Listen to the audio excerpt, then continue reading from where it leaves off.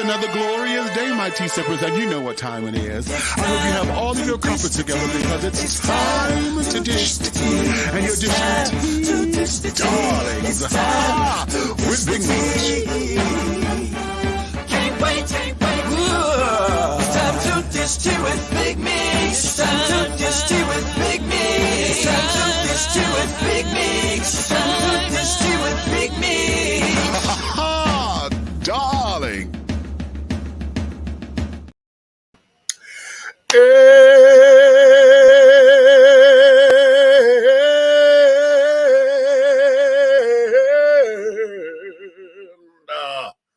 Hello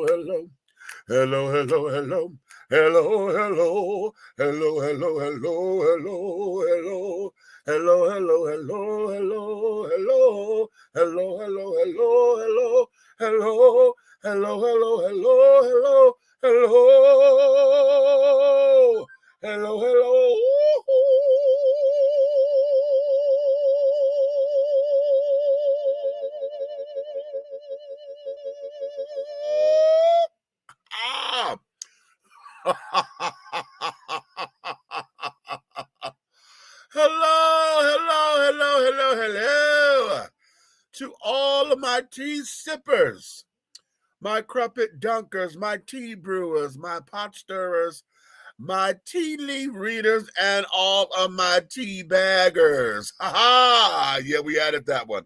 What's your tea, honey? It's another glorious day. I know you have all of your crumpets together. Why? Because you know what time it is, darling. Because it's time to dish tea, and you are dishing tea, darlings, with Big Meech. What's going on? Hey, y'all know y'all were looking for us yesterday, right? Y'all know we're on Fridays and Saturdays.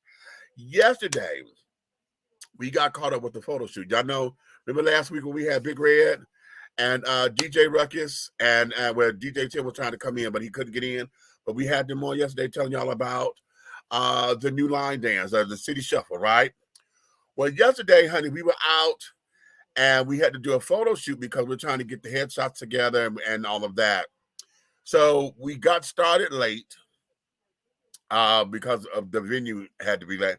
And I did not put out an announcement saying that we weren't going to be on the air because I knew we wasn't going to be, and I should have, but I didn't. And that there is that. So we're on today, darling. Hopefully my co-host will be able to come in. And we can all just party and carry on and do how we do. But just to let you know, yeah, yesterday, honey, we had an extensive photo shoot with the team, 3 times grown, honey. And we were doing our thing, okay? So thank you for your patience. And anytime we're not on the air, honey, feel free to go into the archives and do any and everything that we got tons and tons of content for you to review, especially some if y'all go to the YouTube page, go look in some of the folders. I got dishing tea folders and carrying on. You hear some of the archives when we were only audio only on Blog Talk Radio, which we're going to reinstitute that this year. I'm looking to go back to Blog Talk platform because a lot of folks like to have the audio podcast, like when you're driving and carrying on, so you're not trying to concentrate on the screen. Go check out some of those things. Some of the interviews from old and carrying on, and you see how we progressed over the years. What has happened since the pandemic, or the lockdown, we have concentrated more so on the visual performances. So now that we have a TV show, all of our efforts have been concentrated here to make sure you get the live video television performances. And we have not, I had done away with doing a lot of the audio, right? Because I'm trying to do this, that, and the other.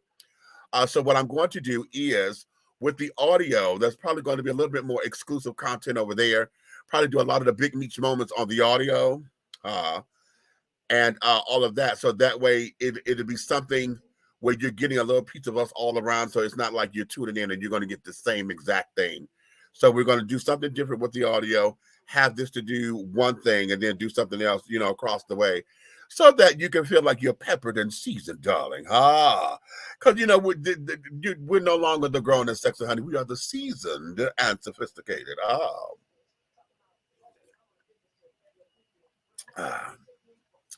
This is alcohol in here. I want y'all to know that. I took the rest of my shot that was left. My grandbaby drank my liquor, bitch, and I'm still mad.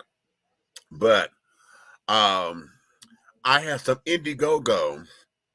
It was it's Snoop Dogg's vodka, and it's a strawberry flavor. Was it vodka or gin? I think it's gin.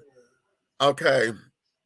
And I usually don't drink gin. I'm usually a vodka person, but it's strawberry flavored, and yeah. Now I got repissed because shit I was gonna put in my glass, bitch, and I said, okay, this is probably a double shot, and I lied, honey. It was just a shot in that bottle, a brand new bottle that I only got a shot of. Yeah, I'm gonna let it go though. But I'm still salty. Okay. Yeah, Snoop had gave us that bottle when he stayed at the hotel with us. And well, I had 2 bottles, and I had taken one. I had taken one over there. Nay, remember I bought the bottle over there for the Christmas party or whatever. And so that there was that. What'd you say? Change the background? No, I'm not changing this background. Why? Why? You don't like the flames, darling? You see how it's breathing and carrying on? I love it. Oh, wait a minute. You said what? I see you made it hell. Anyone you recognize? You so damn dumb. You dumb. You.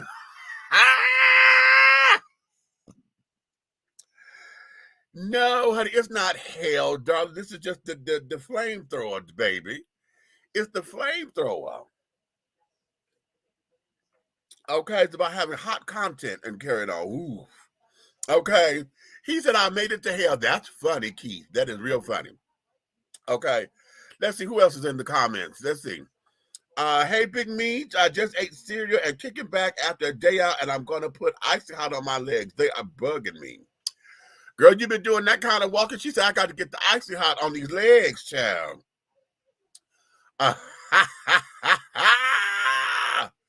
He'll be in it. Okay. Cutesy. Red is on the way. Oh, hey, Calvin. What's a happy new year and great Saturday night. A happy new year to you as well. For those of you, honey, who are still, if we haven't communicated, we are what? Today is the 21st. So we are 21 days into the new year, darling. So how is your 2023 going? Okay, thus far. Okay. But I'm going to pose a question that was posed to me. I'm glad Red came up in here because it came from a discussion that he had at the cookout. Okay. The family, did something very real, which we all need to adopt. And that there is, if MLK is an actual holiday, how come we don't treat it as such? Okay, that's the first question I'm going to ask. Why don't we treat it as such?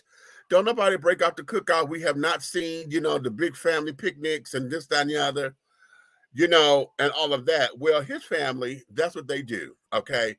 They get together, they do the big cookout and everything. They have the people come over. And in addition to just the cookout, they absolutely celebrate Dr. King, okay? And so I'm gonna get into the question that they posed later because when we get to talking. So that there is what we're going to do, because I know for me, I get tired. Yeah, I know. That's what's fun. The fire is moving in the background. It looks like it's chasing you. I know. That's what I like. It's fun. Yes. That's I love it. Okay. I love it.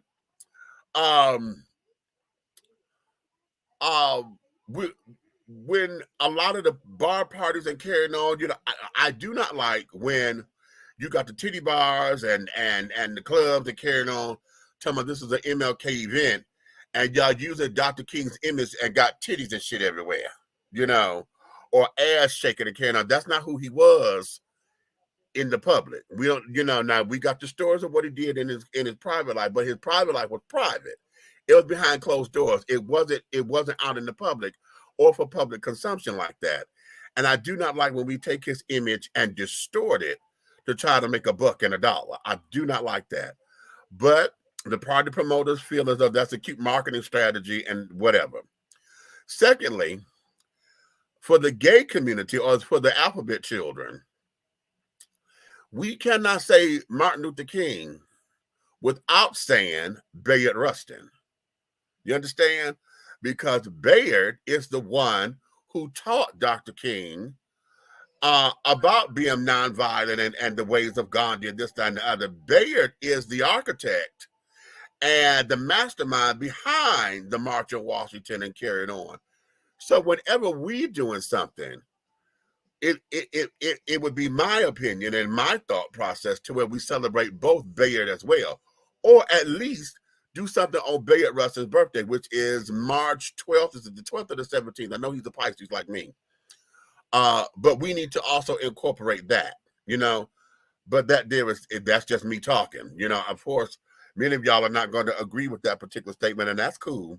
However, when we're talking about Martin Luther King Jr. and carrying on, some of the things that we do in the name of is bullshit. Now, I'm going to go flat out and say that. That's bullshit. So, that there is that.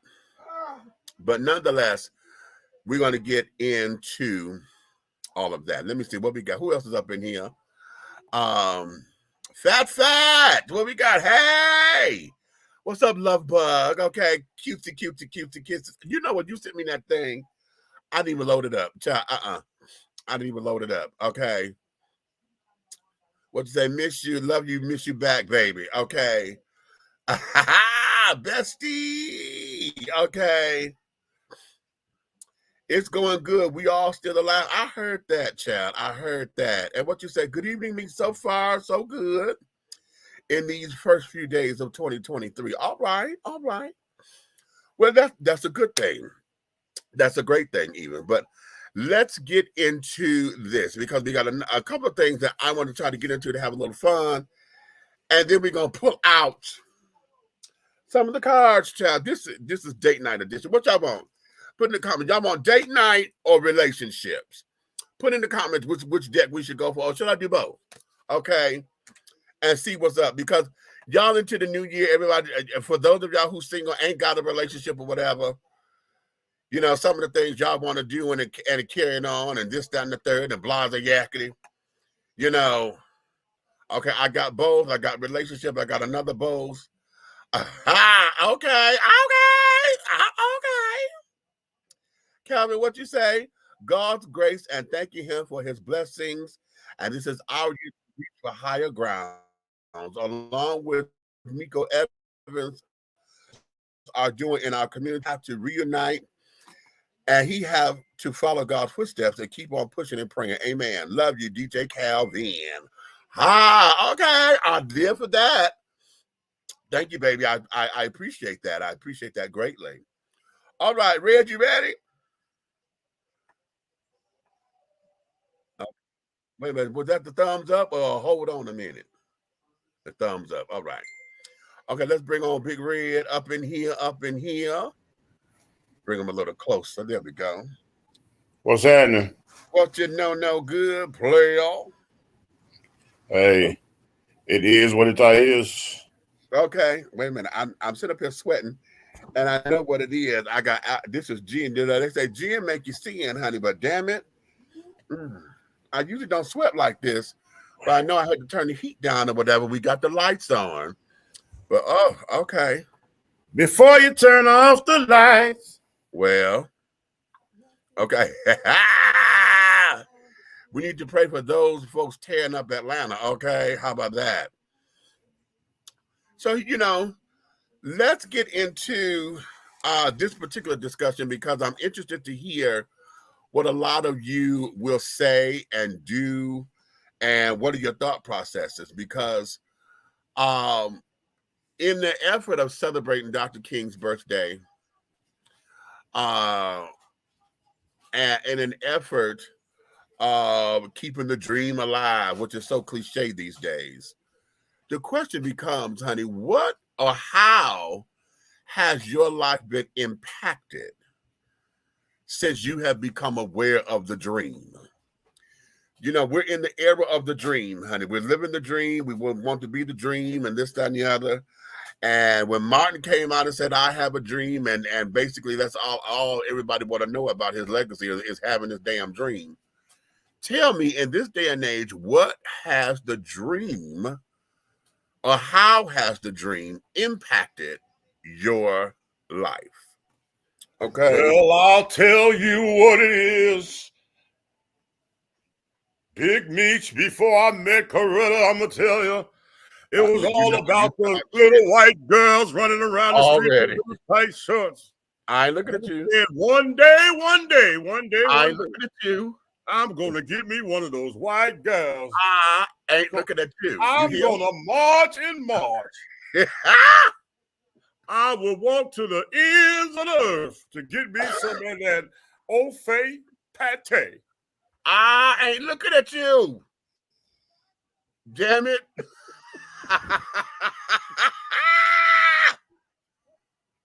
Your ass. No.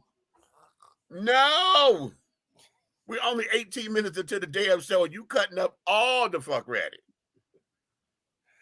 Excuse my French, Big Meech.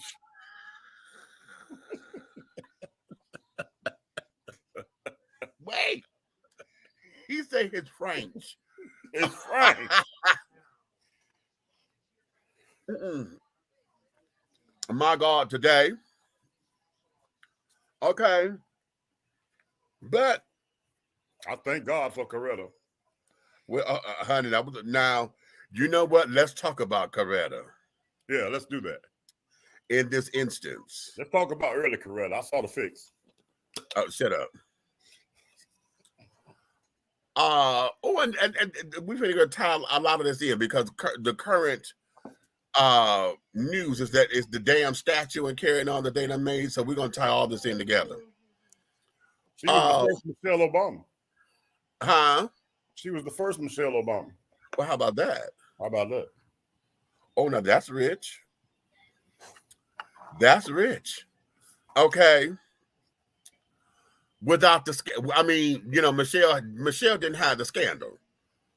You know. Period. Michelle didn't have the scandal, which was a blessing. But when we talk about, see, I want to talk about the strength of a woman. Okay. And I want to talk about all of you who claim to be strong women and then strong black women. Okay. Can I have my opinion on what a strong black woman is? And that is? Well, you have to take hats off to them. Because anybody who can push out the circumference of a baby's head. Well, okay. Anybody that can tell you exactly what the top of their kneecaps look like. Anybody that can bleed once a month and still go to work and get a full paycheck.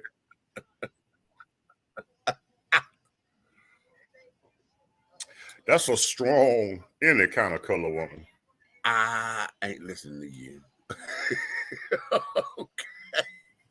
Because, nigga, if I put my kneecaps on my jaws, I'm going to the hospital.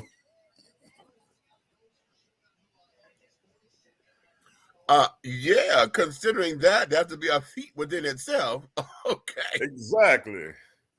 But they do it with or without a belly. Okay.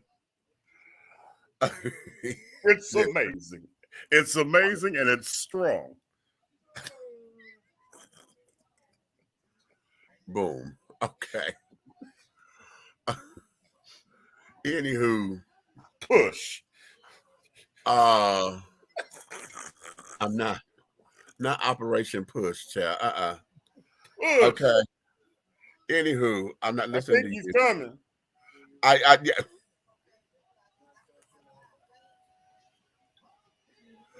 Hush. Oh, and for y'all who like boiled peanuts, I know a place where they steam nuts. Give me a call. I'll tell you how to get there.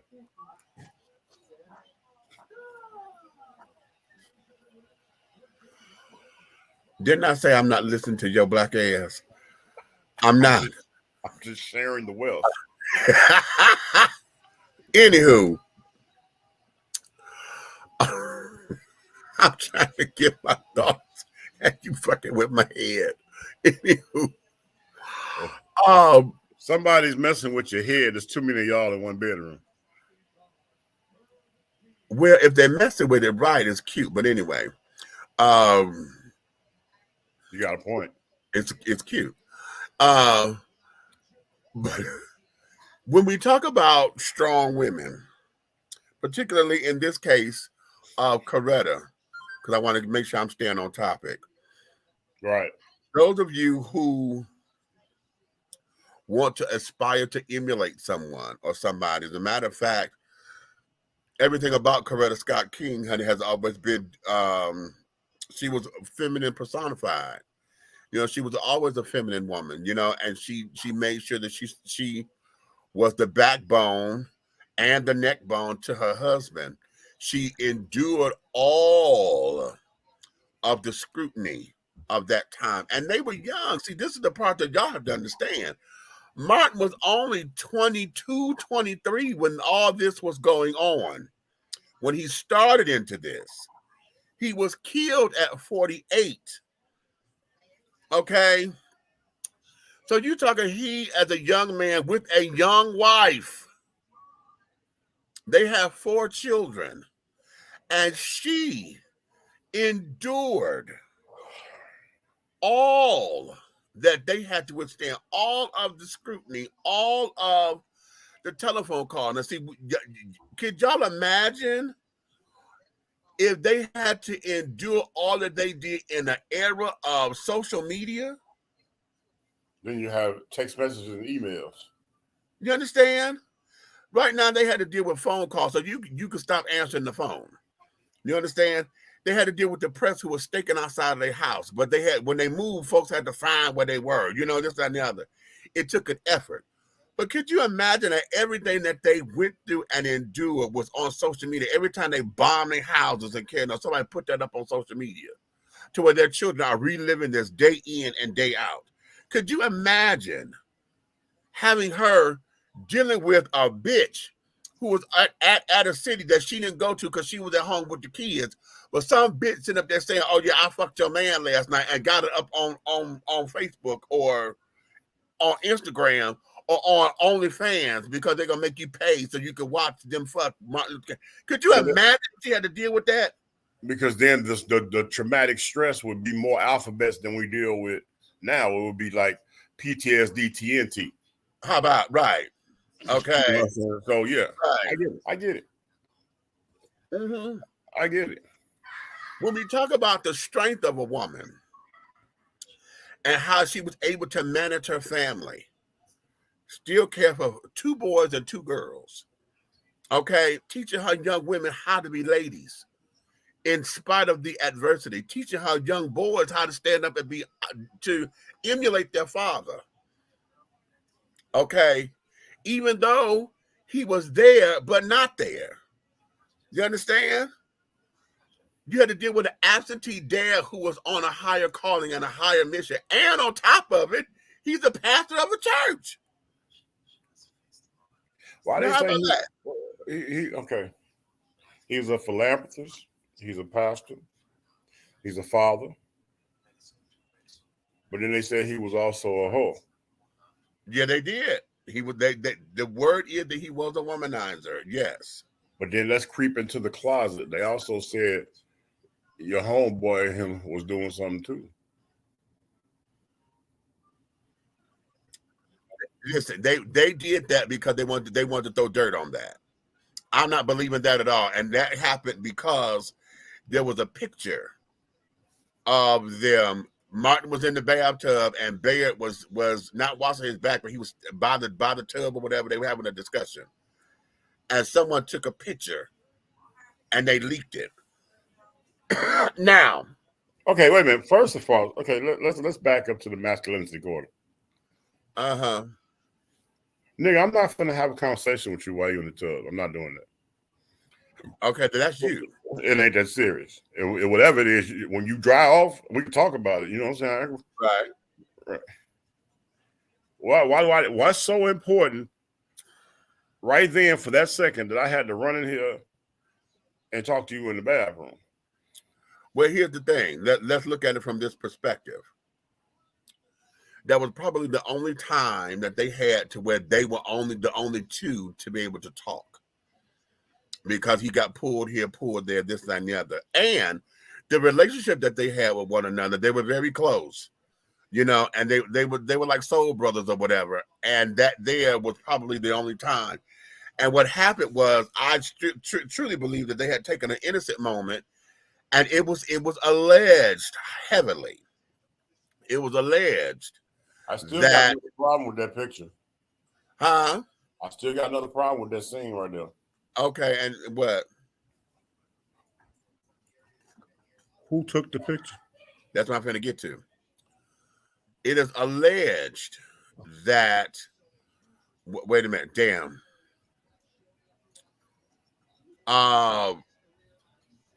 There's a historical picture of Martin. Powell, Adam Clayton. Wait a minute. Let me get all. Not Ralph David Abernathy. Wait a minute. Let me get Martin Luther King's crew. Well, somebody leaked it on purpose. Right. People that he hung around.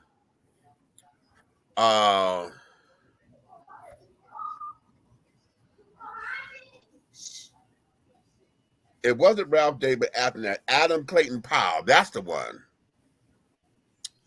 It was alleged. See, it was alleged that Adam Clayton Powell was the one that leaked the picture. See, he did not like Bayard Rustin.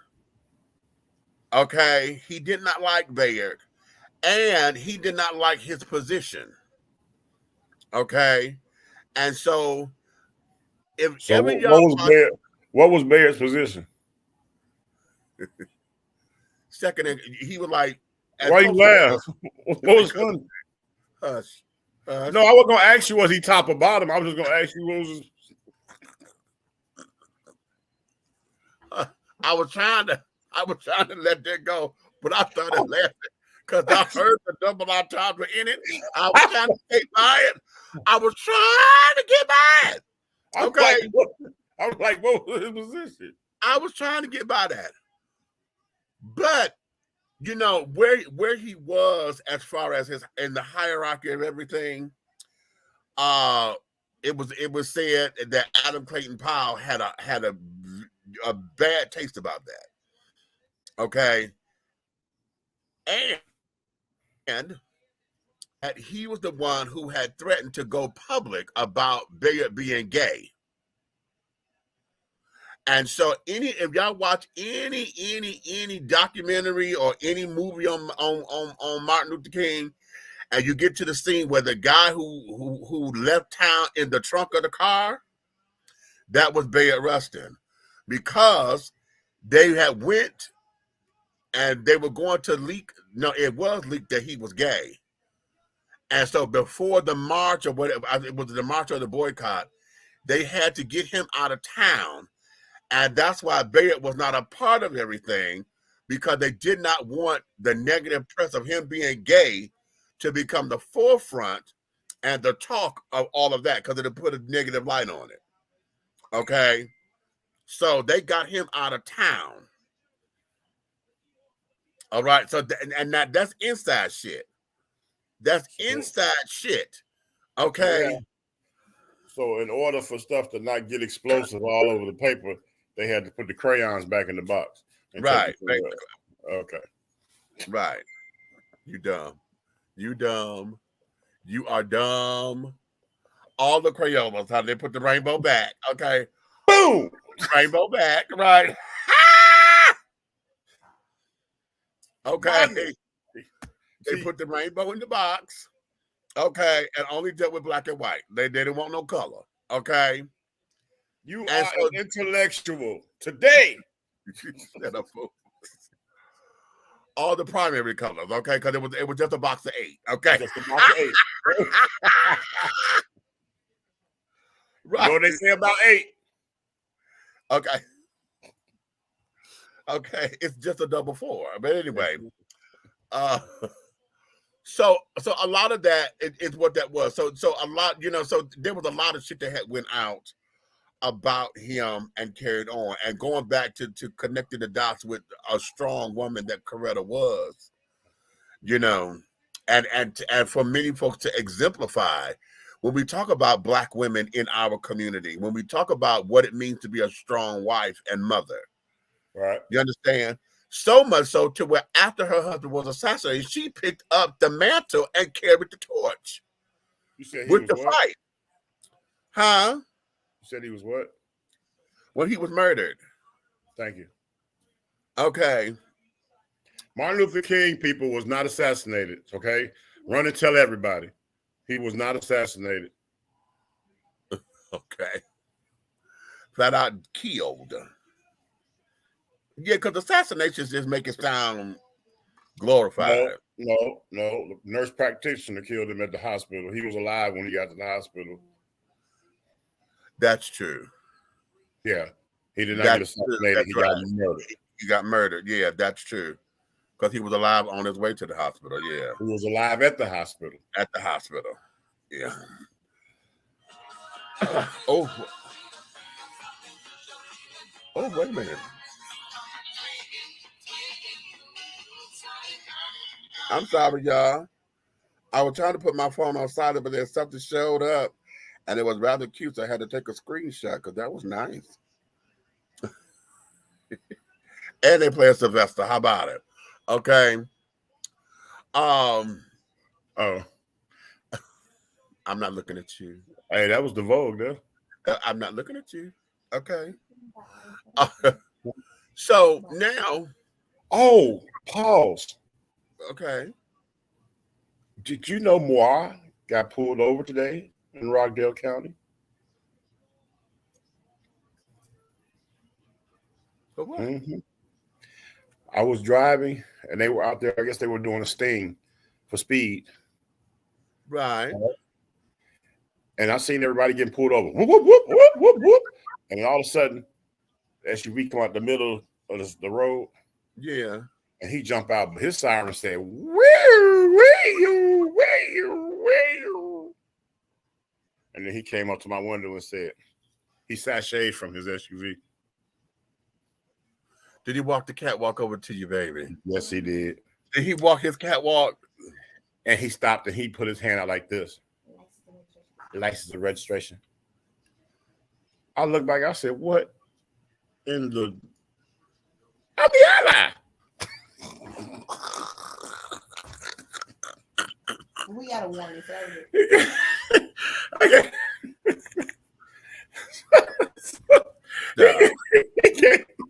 So I gave him a thing. He went and he sashayed back to the car, like he was on the runway. I was like, okay, Right.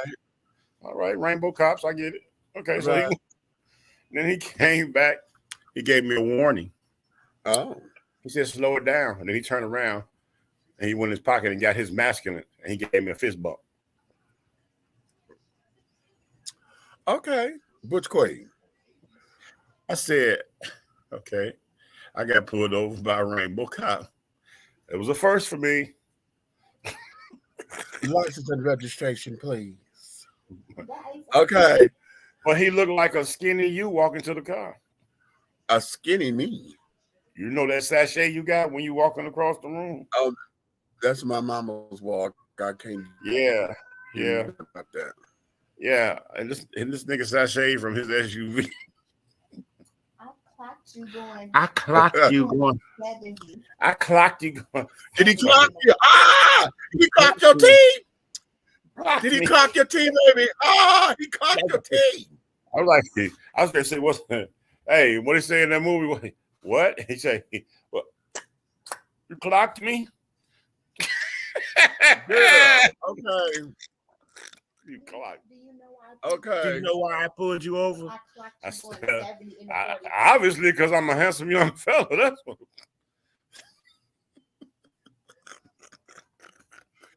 Okay. Wait a minute. Wait a minute. Let me talk to y'all. Go. I'm so this. Ladies and gentlemen, listen. To you heterosexuals out there, don't be trying to get over on your good looks and carrying on that thing. Just because the rainbow children see a fine ass man, that we lose our scruples of carrying on. You understand? We do have a job to do. Now, secretly, we say, damn, he's gorgeous, honey. Damn, and we may secretly have the Jack Dream playing in our head. However, we still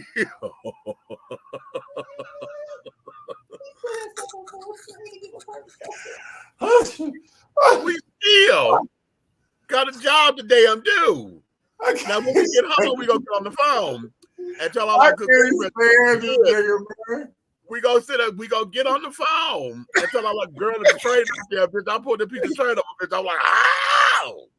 Okay, but we still got a job to do. So don't be trying to do that shit. Here.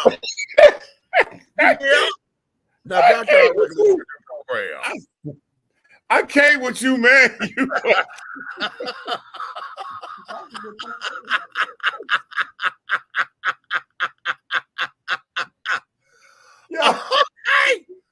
Okay, I quit. Cause we gonna compute the shit, honey. We got the jack. Cause we gonna get right there. This okay. I'm finna go, wait a minute. Let me start over again. I'm finna tell a trade secret. Listen, and I know I'm gonna get back to the Martin thing. Hold on. Listen. If ever you dealing with anybody rainbow, I don't care how feminine, how masculine they are, this is one of the things that we do. And I know everybody does this because we're all human, okay? With the children, we will make the fantasy here, right? Because sex is all here. As we are looking you up and down and carrying on and eyeballing and this, that, and the third, honey, we are processing how we're going to build the fantasy for the Jack Dream. Here. What's the Jack Dream? If you're asking, the Jack Dream is just that. What I'm going to ascertain and pull when it's time to go and I'm finna go to Jack, my dick. How I'm going to get the nut, okay? So if I done pulled you, honey, I see you fine, you got this. Now, y'all know I like big men. So if he is fine, got big old titties, got a fat ass, got big old muscular thighs or nice meaty thighs or whatever, I don't know. I'm not necessarily one who's proportion, proportions are that's debatable. But it's a plus when the ass and the thighs are proportioned right. The ass is meaty and the thighs are meaty too. Bitch, that's it. So we done locked it here. Okay?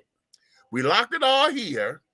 And so that way, when we get back to our quiet time and space, we got the image to pull up to get the nut.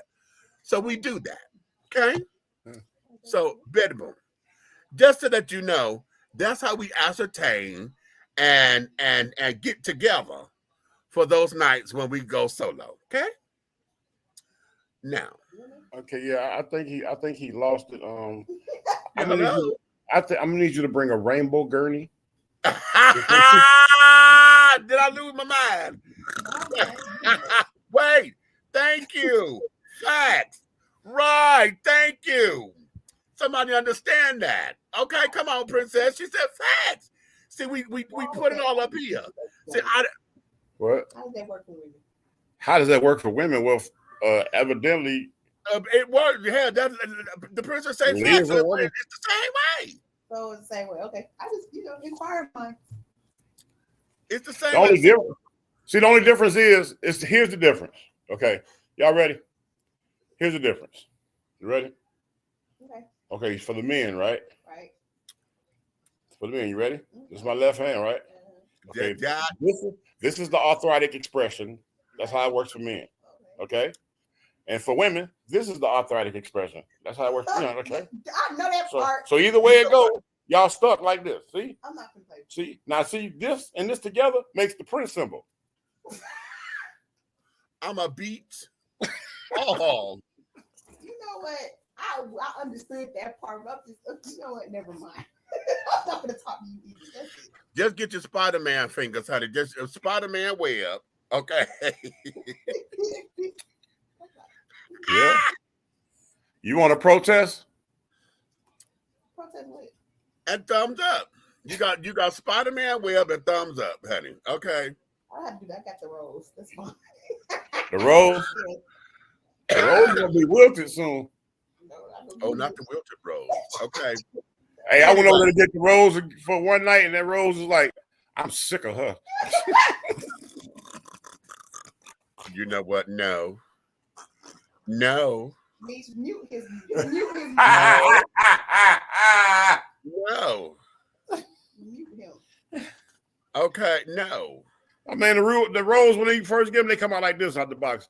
They be like, hers be like this, help. The monkey just jumped right out of it. I don't know what happened. No, you heard that? The monkey just jumped right out of it. I don't know what happened.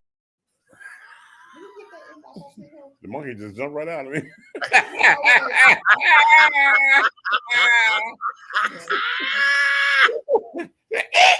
I don't know what happened. Okay. Now listen. All right, let's get on. Let's Let's get on Martin. I get on Coretta. You get on Martin. All right, come on. Okay. Oh. Now Dexter. Let me do Dexter, honey. Hey, whatever floats your boat. Child, let me do Dexter. What you know what? Now sidebar. Because I done got a little worried. Speaking of Dexter King, where is he? That's true. The last few years, honey, right after they went through this whole thing about him trying to sell the family stuff and this, that, and other to get some coin or whatever, and they had that big fallout in the media. Mm-hmm. Dexter has not been seen in the public at all. And even for this birthday, we've only seen Bernice and Martin III. We've not seen Dexter nowhere. And that's bothering me a little bit because I'm like, wait a minute, this is your dad's birthday. And at any time, at least once a year, we see what's going on. We ain't seen no parts of Dexter. Dexter King, wait a minute, hold on. Let me start about this. I want you to hear me. Dexter, listen to me, baby. I understand that y'all may still have bad blood between you, and that's family shit that we're not going to even get into because we're not qualified for that. But baby, I need you to peek your head out from up under the cover, out the sand, or out of somebody's ass, or whatever you're doing. Peek your head up. But hey, I'm still alive and I'm good. Because listen, sweetie, you are still part of your father's legacy, whether you want to be or not. And you look so much like your dad, child, to where folks are going to find you regardless. Okay? Because quite actually, I know you the baby boy. You should have had your daddy's name because you don't want to look like him. Your brother looked like your mama. But that's okay. That's just me personally. Coretta Jr. Okay, right. Okay. At the same time, baby, I need to know that you're okay. I don't want to get into your business. I'm not going to sit up there and my community wants you to be one of us. For obvious reasons. Okay, but that's neither here nor there. I just need to make sure that you are okay and alive and in your right mind. Just peek your head out, say, listen, I'm good, leave me the fuck alone, and we could take that and be good. You hear me? So whoever knows how to get to Dexter, send this to him so that tweet it or something, put out a tweet, put up a picture with you on the goddamn beach somewhere. Yeah, that would be cute. How they in the Speedos. Ooh. But let us know that you are okay. All right. Now that's my public service announcement to Mr. Dexter King. All right. Did you call? Wait a minute. You on the phone? Yeah, he's doing it again. He's something about a hard king and Dex and Speedos.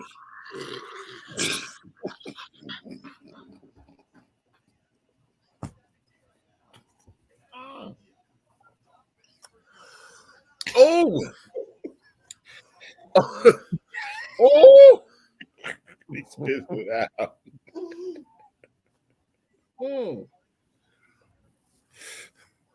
You don't do that when I'm drinking. Here. Oh, that almost fucked up my computer. Shit. Oh, Oh, that's too funny. hey, if we sell that clip on Pornhub, we probably can get 1 million hits, though. Okay.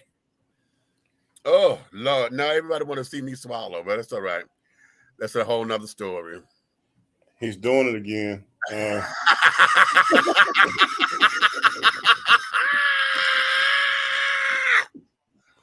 Wait a minute. Ain't that a bitch? Hold up. Hold up. Hold up.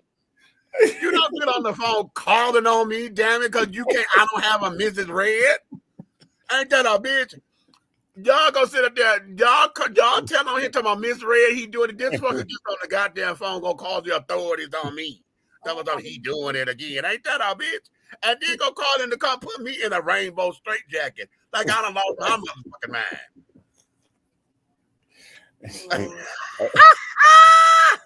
You might want to bring the fluffy cuffs.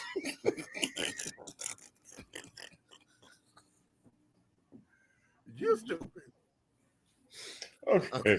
All right, let's get back to content. Oh shit. Ooh. Oh, see, okay, we can't do no gin no more, child. This shit make me sweat. Yeah, gin make you spit, huh? Bitch, you know what? She gonna make me slap the shit out of her. Okay, talk about I should have gave her the goddamn bottle. Didn't I say she drunk the bottle but a shot? Who? My damn granddaughter. No, the granddaughter. Prince? The granddaughter. Oh, yeah. yeah. My damn bottle of Indiegogo. My Snoop bottle. Your Snoop bottle? Yeah.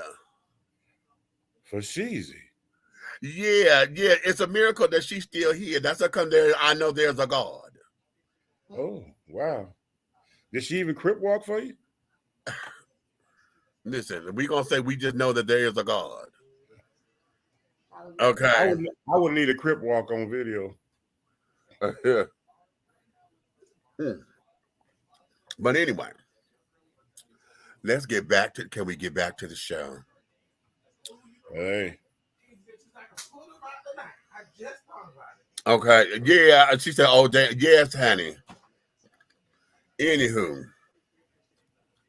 wait a minute. See, y'all gonna make me do something. Hold on, because I need y'all to get the visual. Hold on, Red. Apparently tonight he has not taken the blue pill, but he's taken the pink, blue, green, red, and yellow pill. And you know what? We're gonna find out exactly what the side effects is to this pill, and I need y'all to hurry up and get rainbow gun. Oh, hey, how you doing?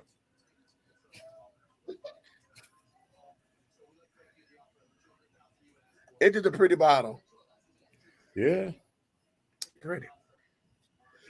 it says "In Dog Go." Right. Indigo. Okay. Yeah, once you get in, dog, you go. Exactly. All right. Go for what you know. So let's read the bottle. Yes, let's read it. Sound it out. And I sounded out how this shit. A bitch need her glasses. You know, we done got to the age where I need reading glasses, yeah. Okay, there we go. I just need some light. How about that? Or zinc. All of the above. Okay. Indoggo with a laid-back California style is like no other flavored gin in the world. Developed by the king of gin and juice, Calvin Snoop Dogg Brodus, Indoggo is the ultimate remix of 7 premium botanicals infused with all-natural strawberry flavor, unapologetic, fresh, and clean. This spirit is ideal for sipping on the rocks with a squeeze of lime or mixing with tonic or juice. Try Indoggo laid back with pineapple juice or mix it in or mix up in OG gin and juice with Indago and orange juice. So I got a question. The recipe they was given, so it said it's made with 7 preemie testicles. What did you say? 7 premium botanicals. Oh, botanicals. Botanicals. What's a botanical? Flowers. Oh, Infused with all natural strawberry flavor. really? Yeah. But I want y'all to catch the bottom, okay? Because this is 750 liters. So this is a half a gallon. Ain't no secret to why it's blue. Yeah. Okay, well, purple. This is actually purple. Okay. Well, Okay. on the north side of the map, you know. Right. Oh, more so cobalt. Yeah. Okay, a cobalt blue, but more it looks purple. So you see this bottle. My granddaughter broke the seal. And when I got to it today, now we had this conversation earlier. So when I got to it, honey, it was here. But then she went back in it and left it here. Now I looked at that. I said, okay, that's a couple of shots, which means that somebody else put up in this bitch and I had a shot because when I pulled this glass, it was only a shot. Then this bitch stood up and said, oh, well, you should have just gave me the goddamn bottle, not knowing I'm about ready to take this bottle and knock upside her goddamn head. Okay. However, yeah, but yeah. Mm-hmm. Now that's free advertisement for him, child. I need to send him that so he can be like, okay, let's just be a sponsor of the show. It was good, Snoop. This bitch still talking. Okay. Oh, so you want to be hitting people with garbage cans? Huh? How about that? Okay. Right. So you want to be talking about mamas, huh? Okay. All right. Right. Okay. All right. We done got to the pit stop. We done make the pit stop the destination. That's not what we were supposed to be doing. Let's get back into the car. Get back on top of Martin. Go ahead. Yeah. Ride, baby, ride. Okay. I don't know, Coretta. I think I'm leaving. You stupid. Anywho, let's do this. The question that we wanted to pose tonight, as far as anybody, when we're celebrating the dream and celebrating the King holiday and carrying on, and a lot of folks believe that, this is supposed to be a day on instead of a day off, be of service and this, that, and the other.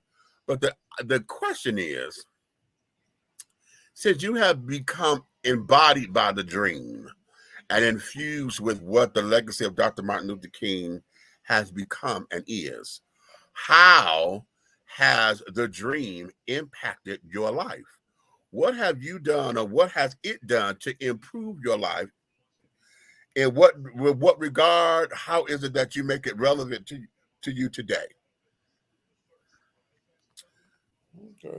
Okay. So y'all put that in the comments. Let me hear some of y'all, what y'all think. And I want y'all to take y'all time, because I don't want just the surface answers. Okay. I don't want just the surface answers of, without his contributions, we as Black folks wouldn't be where we are today. We already know that. I want you to take it personally. What has the legacy and the contributions of Dr. Martin Luther King, how has that impacted your life today? Considering that he's been gone for almost 50 years, or it hasn't been 50. He was killed in 68. He was killed in 68. That's 2 years before I was born. So it's been 54 or 55 years that he's been gone now, or was soon to be 55. So how has the dream made its impact on your life? Okay. What is it that you're able to say and stand for? How do you support the legacy of Dr. King? Is it important to you? Now that's probably the biggest question. Is Dr. Martin Luther King Jr.'s dream important to you? Because that might be something to consider, because a lot of folks, we only know it to be cliche. We only know it to be a speech. We only know it to be something that we talk about for Black History Month. You know, is it important to you? What you say, baby? Okay, right.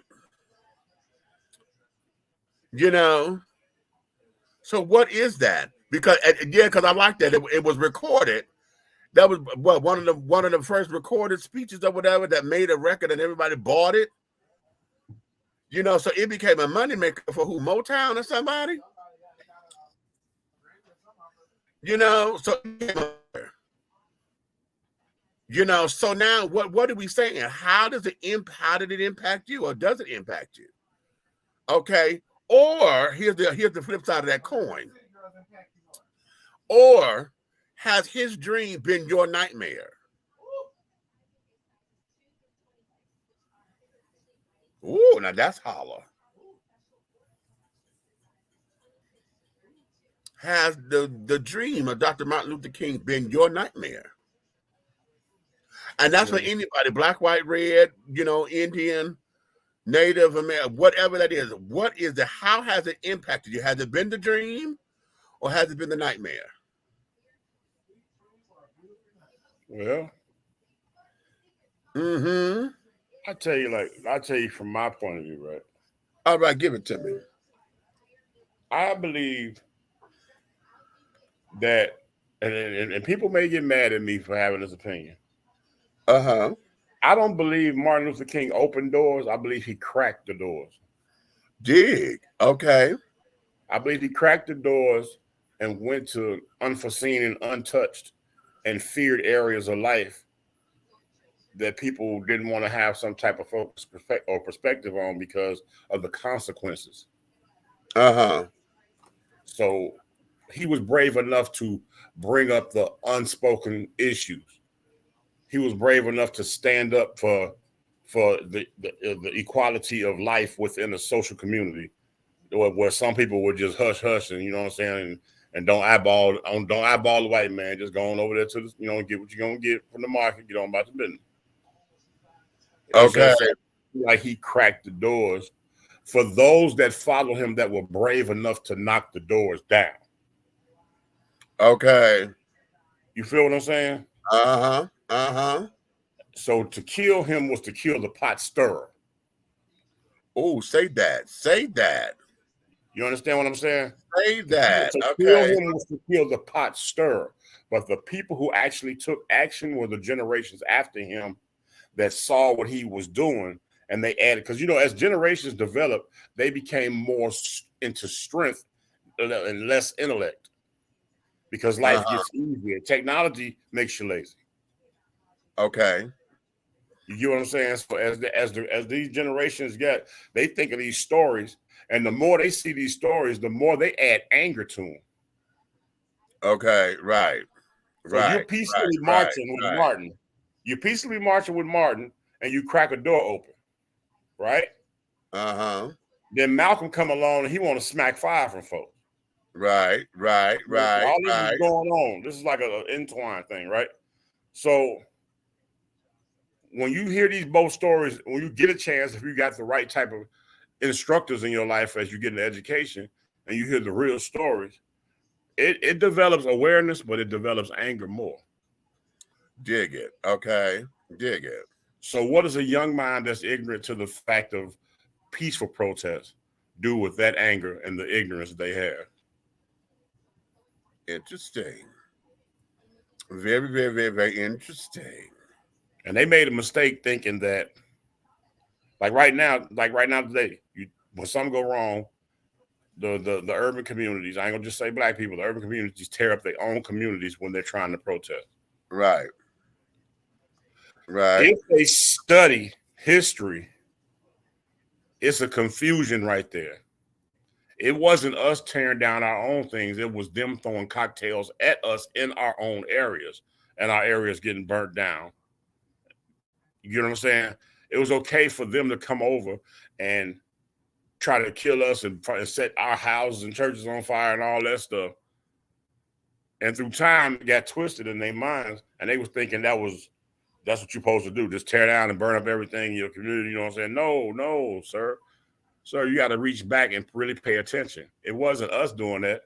It was us getting bombed on by them because of our protests. Okay. But I feel like this. It's okay. You want to go up through Mechanicsville and all up through Bankhead and you marching, that's cute. But do me a favor. Take your ass up to Beaufort, Georgia and protest. How about that? Why don't you walk down through Rockdale County? Oops. Hey, I got one for you. There's a town called Between on the way to Athens. I bet you won't go over there. Well, because I feel like the first time you burn down one of their neighborhoods in a protest for something they did wrong, boom, all of a sudden people can hear you.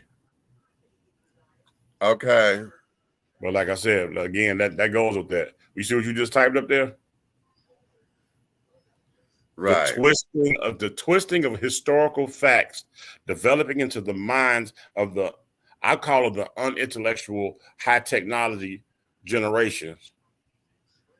Okay. Which is what caused the nightmare of the dream. Interesting.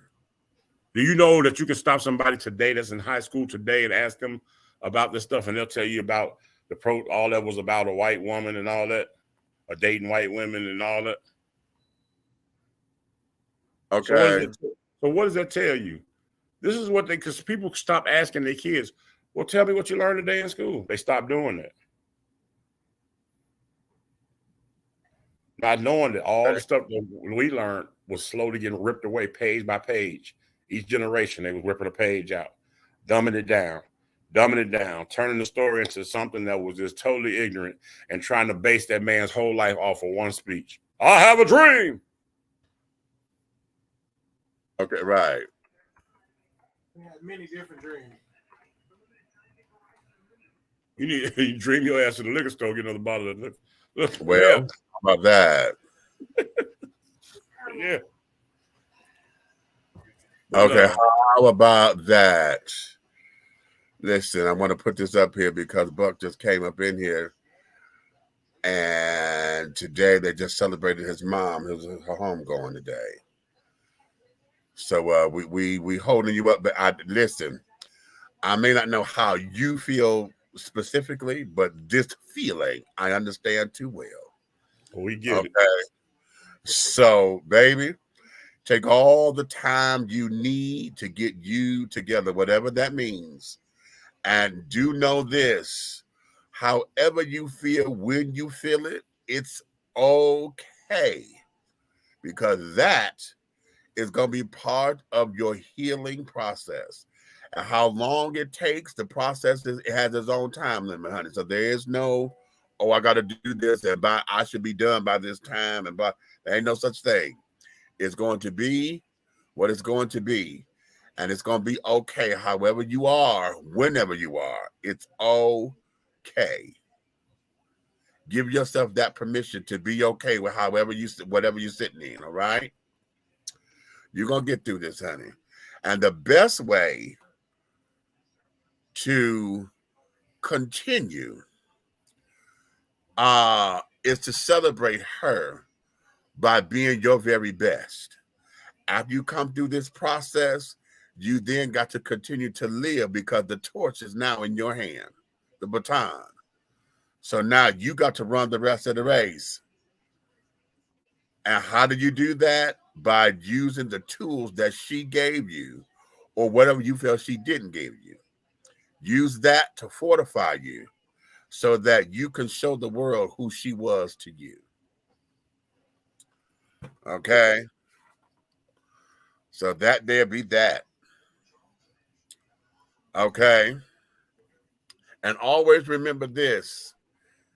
However she was or whatever kind of mother you thought she was, she did her very best.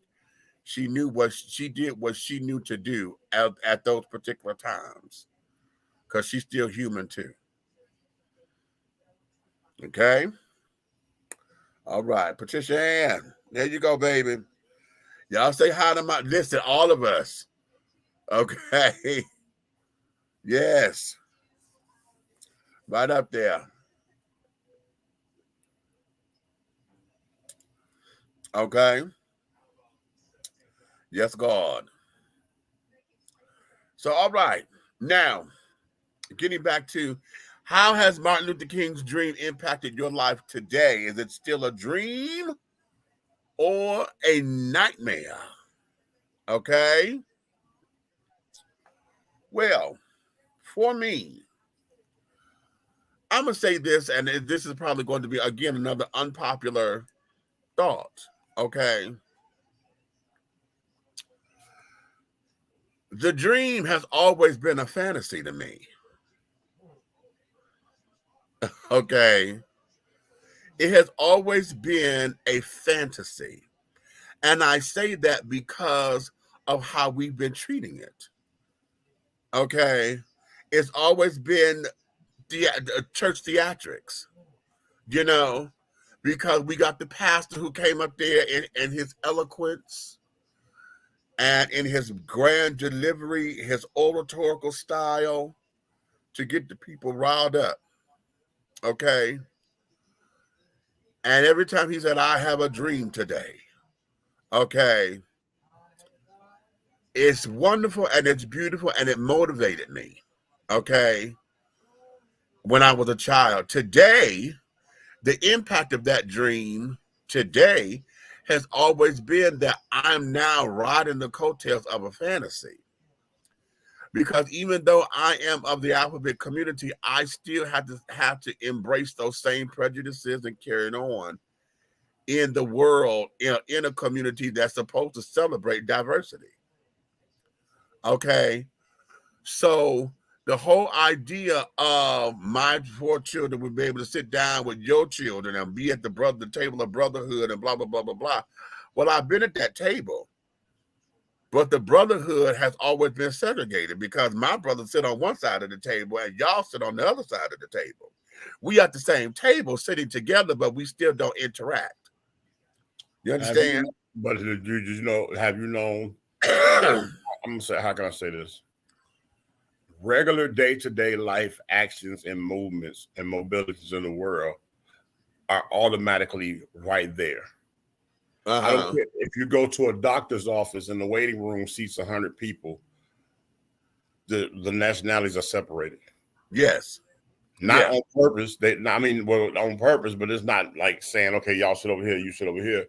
It's an automatic thinking process. If you get onto a public bus, you get on a bus today, you'll see, I've seen white people rather stand up than sit in the one seat left next to one. That's right. I have too. You know, and then I have too. I've also seen where black people are doing too. Because we're the same. We're the same. We're the same thought process. We get on that bus and it could be full of white people with one seat between 2 white ladies, and you won't sit down.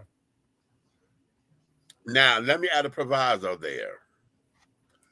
I'm gonna add this proviso simply for conversation purposes, even though I know it has some truth to it, and especially for me. The proviso that I'm going to add is we have become such a selfish people. So we're so worried about personal space to where sometimes a lot of that is I'm protecting my personal space. I don't want to be that close up on you. I don't want to have to sit down because I like to sit down with my legs cocked open and my legs touch your legs. Okay. I don't want the implication of you thinking because I touched you, I'm trying to hit on you. Okay. Or I don't want the implication because I'm a big guy and I know that my fat is going to spill over onto the seat. You know, I don't need you sitting up there looking at me, oh, here comes this fat guy, because sometimes that may be it. You're the only seat left on the aisle. And you see that I'm a big man getting on the bus or the train, and the first thing, you can see it in your face, oh my God, he's so huge, I hope he don't sit next to me. Okay. So I added that proviso because in addition to everything else that we do automatically as far as racial divides and carrying on, In addition to that, those are the other things that go on simultaneously. Okay. So that there shows us that mental health is real because all of that we do to ourselves. And it's always been that way all the way through when you're in high school. If it's a mixed school, Johnson school, you'll see if you walk in the lunchroom right today, even though the children generation today really don't see color like we did. Right. They still, if you walk in one of their lunchrooms today, you'll see the separation in the room. Right. William said something very, look at this. It's a dream because he opened some doors I thought that would never be open for us as Black folks. Okay. Well, here's the question.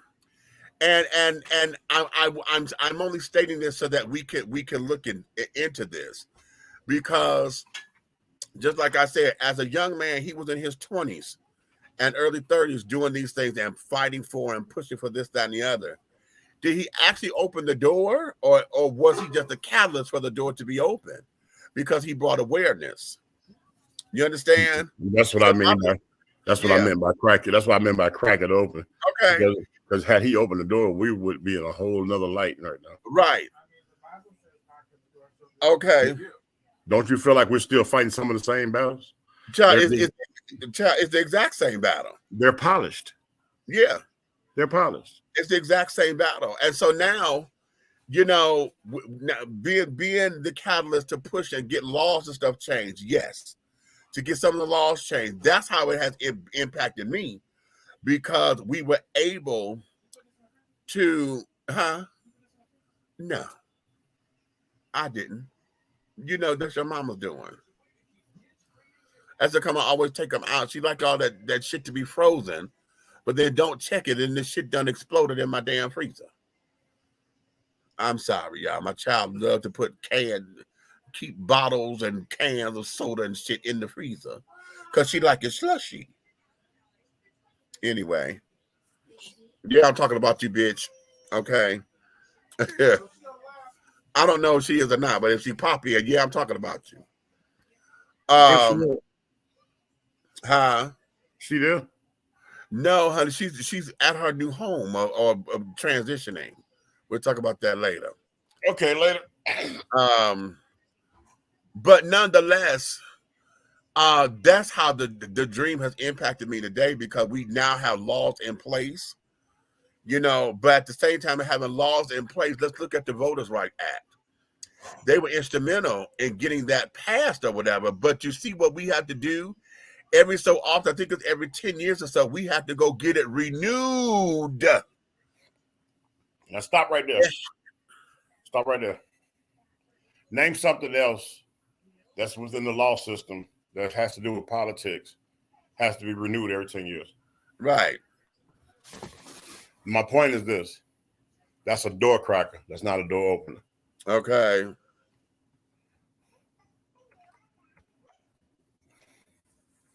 Because what that is hope you don't renew it. Okay. Wait a minute. I'm pulling this up. I was 1965. What's up, Marla? Pastor Fassie? How often that we have to get it renewed, because it was never etched in stone in history, because we have to constantly do it, which is why it's now called the what's John's last name? John Lewis bill. Okay. Because now that John Lewis, being someone who marched with King and this, that, and the other, has been a congressman all this time until his death, you know, he's been trying to push that to be passed into law permanently.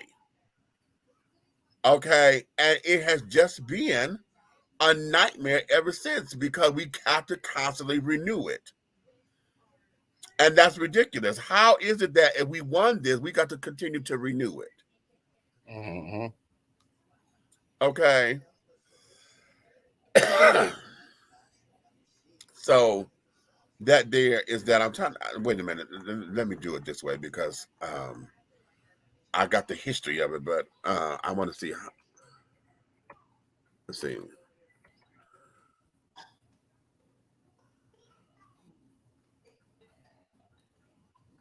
Wait a minute, John. I'm coming. I should have put this on the research department so that way we could have kept talking. Okay. Here we go. Let's see. From the ACLU, it says what expires and what doesn't expire. Okay. So let me see.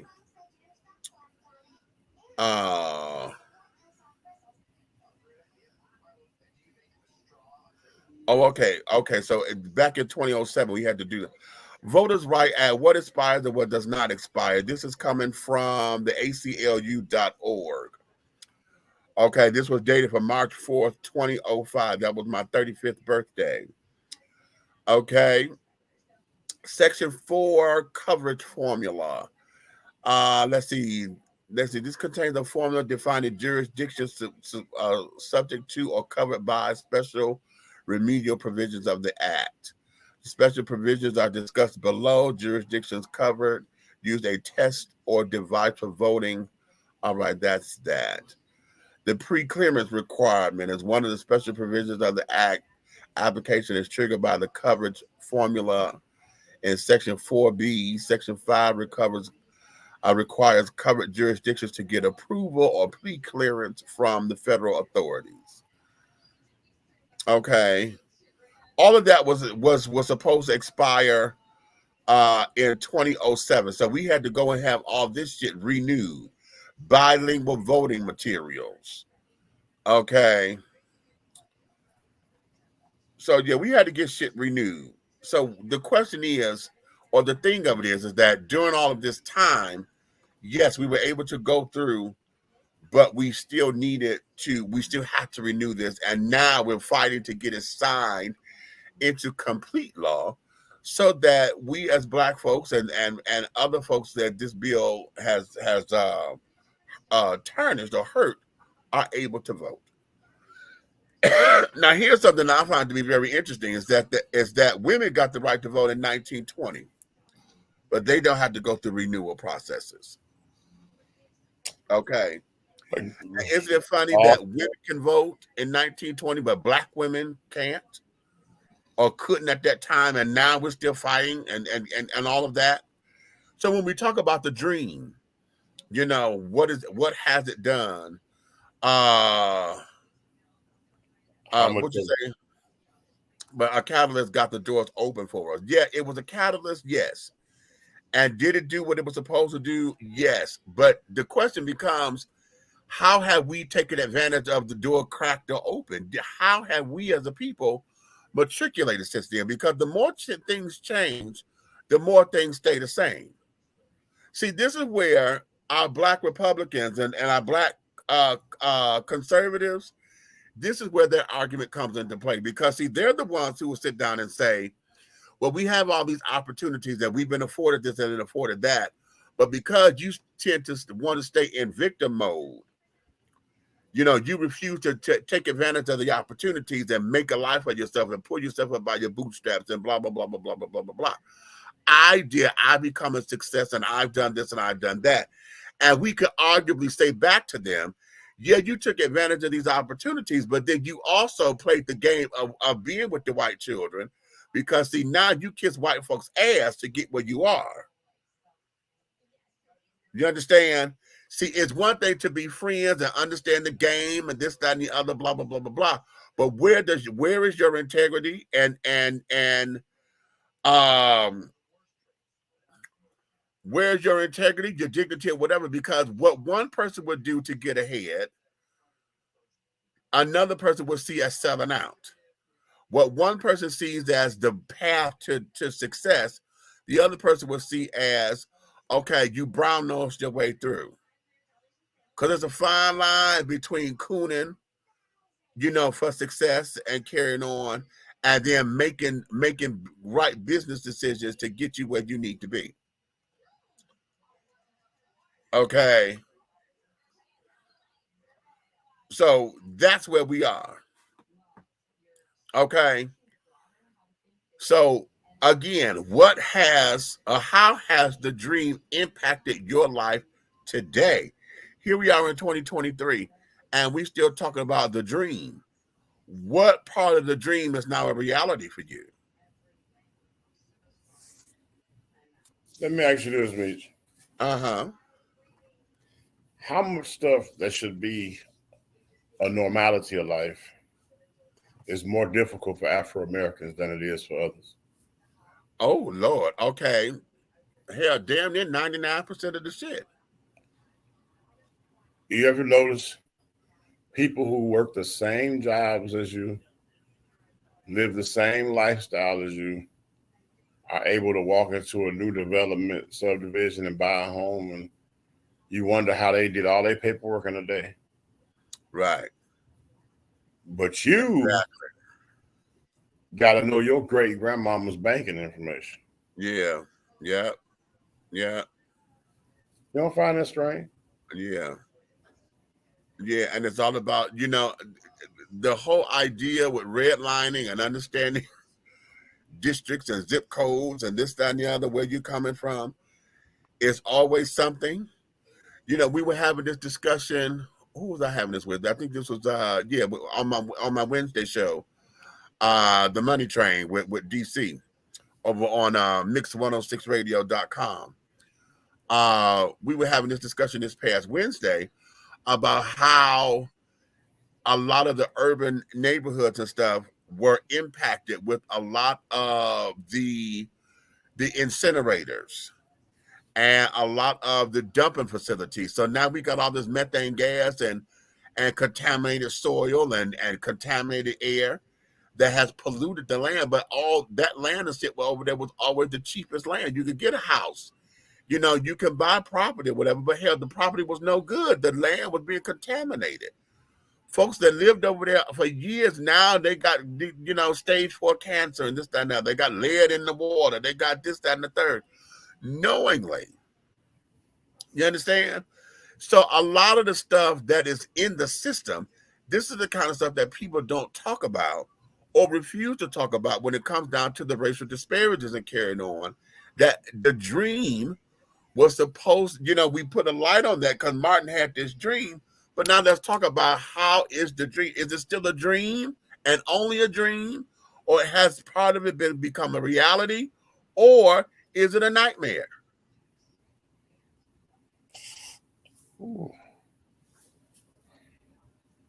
Okay. Well, I can't say I'm living the dream yet.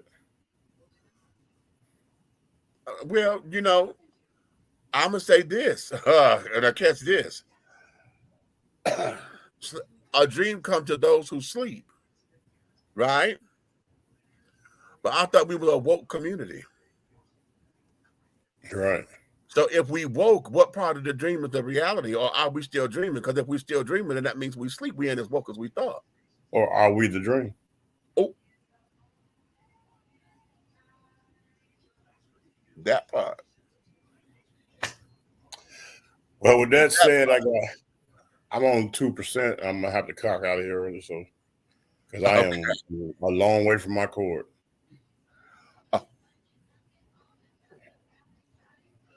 I'm gonna let that stand the way it is. I'm gonna let that stand. I'll take that. I'm gonna let that stand. I'm gonna let it stand too. Once you get to the cord.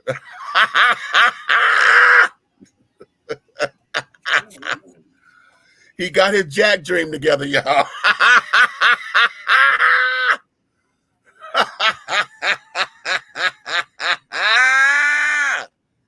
Yes, God. Okay. Yes, God. All right. Oh, Princess said what? Not living a dream with all the killings going on of the people by overzealous cops. I see why he got involved when he did. Okay. Right there. Oh, that's very good, baby. That is very good. Very, very, very, very, very, very good. Okay, that's real good. That there is real, real, real, real good. Okay. So, oh my God, today. Well, okay.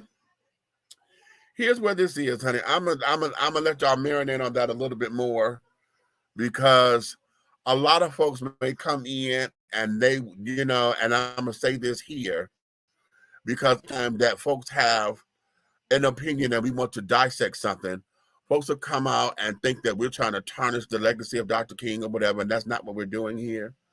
Because we all know what the contributions are. We all know what the freedom struggle is and was and carrying on. I was a kid when most of that was going on. And as a matter of fact, no, let me take that back.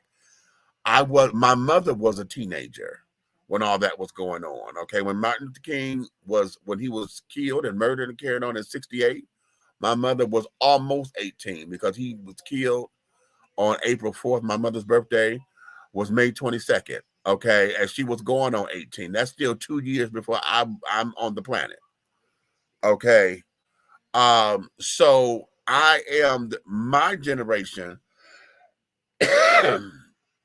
We are the post Martin and Malcolm's death generation. Okay, so we're the aftermath. Okay, born into a world we're not having. You know, we're probably we are the generation coming into this of not knowing what it was to have Dr. King and Malcolm walking, okay, and being impacted by them coming to the churches and carrying on. So I don't know what that is, okay, to have met him.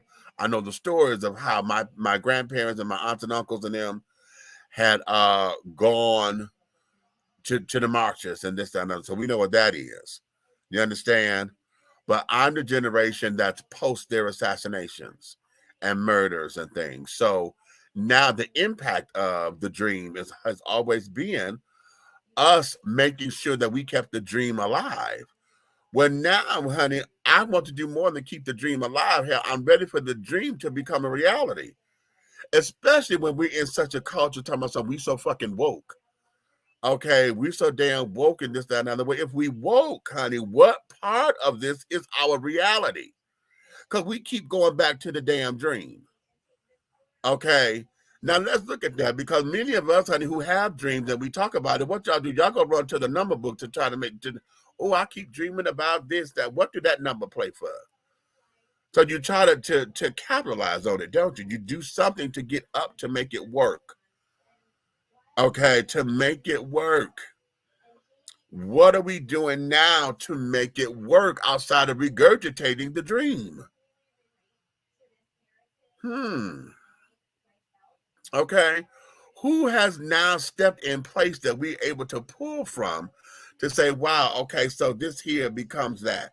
When President Obama won the first time, the first 4 years of his term, that there, you know, we jumped and hollered and hoorayed and carried on because we saw it possible. That here we are, we have the first brown-skinned biracial man to win the presidency, okay, that brought in a black wife and 2 biracial children. Well, they're black, but he's biracial, so, you know, they have that biracial blood and carrying on, but they're black, okay. So now we have the whole power paradigm has shifted, okay? And so we thought that meant something, and it did, but on the surface, because now we didn't do anything to cultivate that. So we had 8 years of Obama in office, and yet everybody was still waiting on the brother hookup. So those of y'all who still mad that and saying Obama didn't do shit for black folks, what have we done for ourselves to infiltrate making the dream become a reality? And now that we're celebrating Dr. King's birthday as a holiday, how do we make that happen? So how do we do that? How do we go forth? How do we make that become better for us? Or are we just going to sit back and let the dream become a nightmare because of the bitching and moaning and complaining that we're doing? We ain't got this. We ain't got that. Oh, the system this, the system that. Okay, and you're right about the system. But at this particular stage of the game, we should be more educated. We should know how to go about having a little bit more empowerment to be able to change that system. We got folks up in there that's been in there for a long time, but some of them are dying out, they're aging out and carrying on. What do we have in place? Who are we training to sit down there and say, hey, let's go here and this, and this. Okay, we got to hit this from this way. We got to hit this from that way. Who are we training and getting prepared to come up in there to take the fight?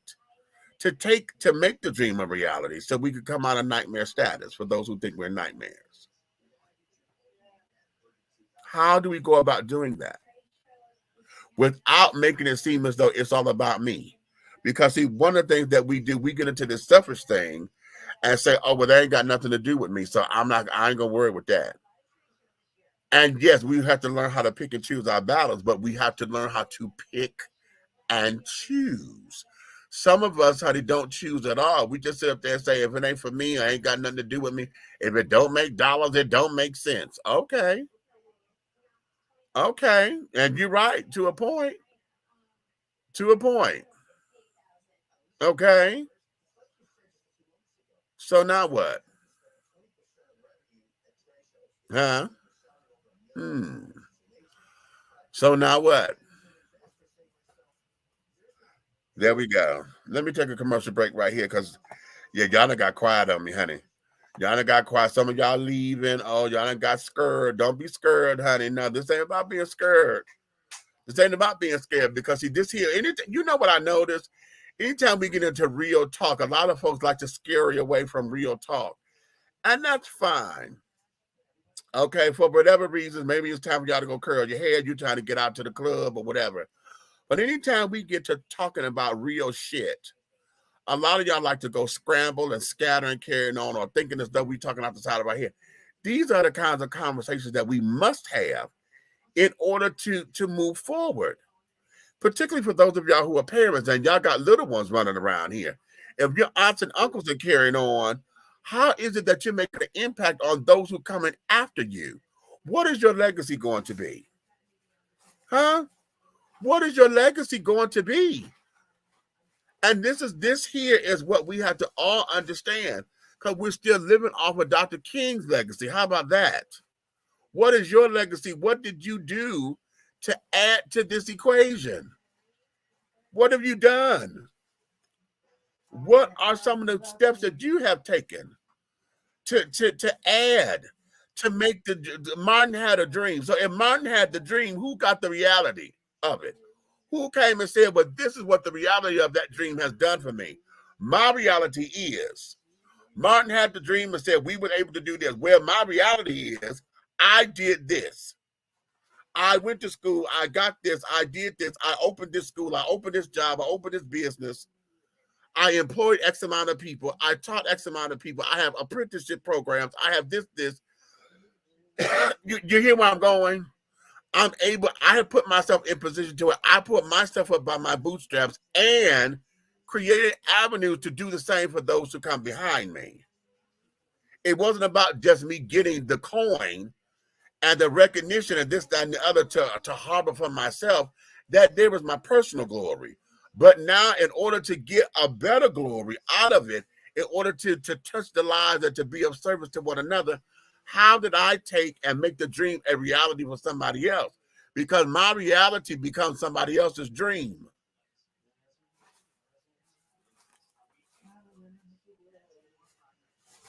I'm going to say that one more time. My reality becomes somebody else's dream. Y'all hear me say this, and I took this from a girlfriend of mine, honey, Miss Fantasia. She's a gender illusionist performer in Detroit, Michigan, honey. Fantasia said this. She was going out for a contest. No, she was talking about the girls that were in this contest. I think she was going out for Miss Continental, okay, which is the trans children and the female impersonator, the drag queens that carry on. You know, our sport is the contest. So we have our version of the Miss America pageants and all of that. excuse me, and Fantasia was going out, and she was saying about how the kids would kind of comfort her and carrying on. And she said this statement. She said, "Bitch, I have spit on ground that you're dreaming to walk on." And baby, the day she said that to me, honey, that has pierced my soul. And so now, when I see folks who are doing the stuff I'm trying to do, okay, you see movies all the time. You see folks that got these horrible ass products out there and carrying on. Bitch, this shit is horrible, but they got product. Okay. Okay. So, you know, when we have that, and you would hear me say, "Bitch, you have spit on ground that I'm dreaming to walk on." See, you've already been there. I'm trying to get there. You understand? So now, how do we do that? What is your legacy going to look like? How are you adding to the dream to become reality? What are you doing for that to become your reality, so that your reality becomes somebody else's dream? Okay. Let me take this commercial break. I'll be right back because I got to refill. Ah! Okay. I got to refill, sugar. Wait a minute. Where I'm going to start? Let me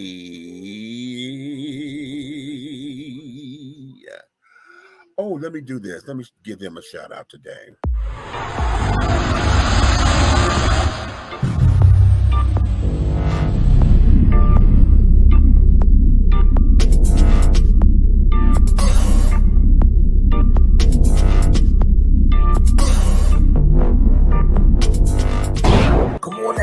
Black on, get into it. Black on, look at that David Ford right there, that's his thing. Black on, he don't know Tom.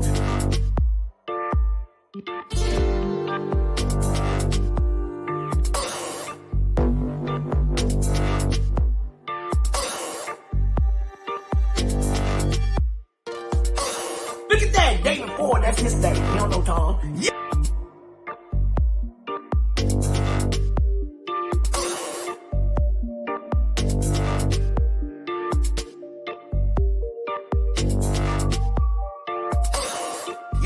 Oh, here we go.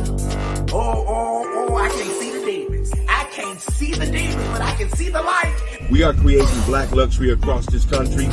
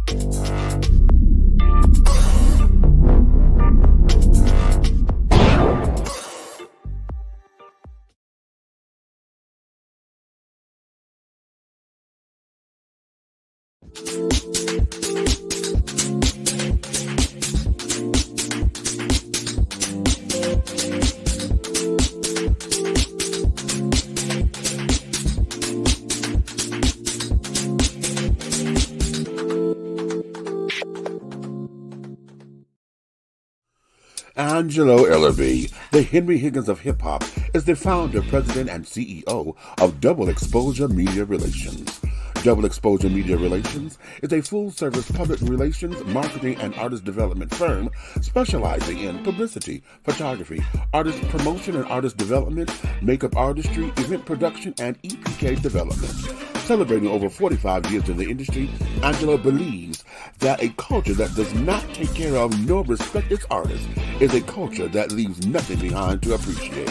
Let Angelo help you make dollars and cents of the entertainment industry. Contact Double Exposure Media Relations at 201-224-66 221-224-6570. That's 201-224-6570.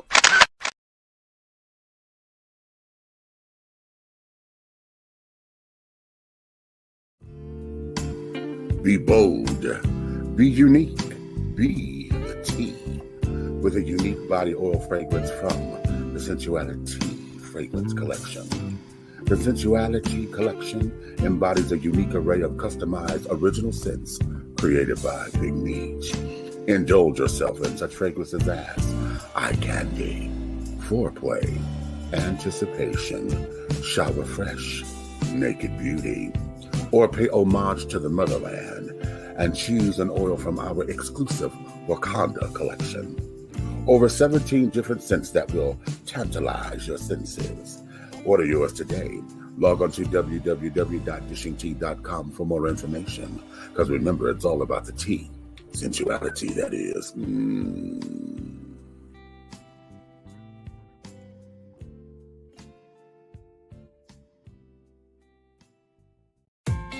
The views and opinions expressed here on Dishing Tea TV are strictly those of the hosts and guests of this program.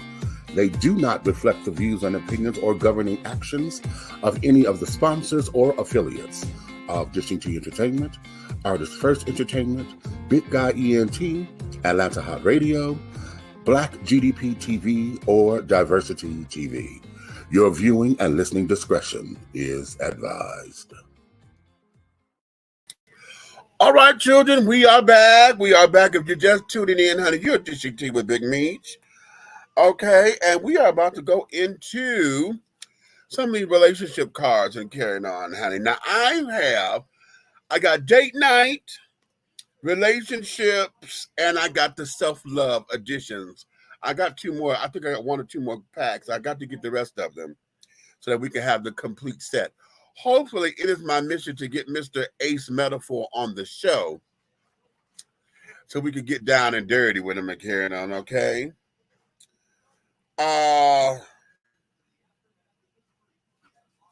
Here's a question. Let's start here. I'm pretty good. It's heat.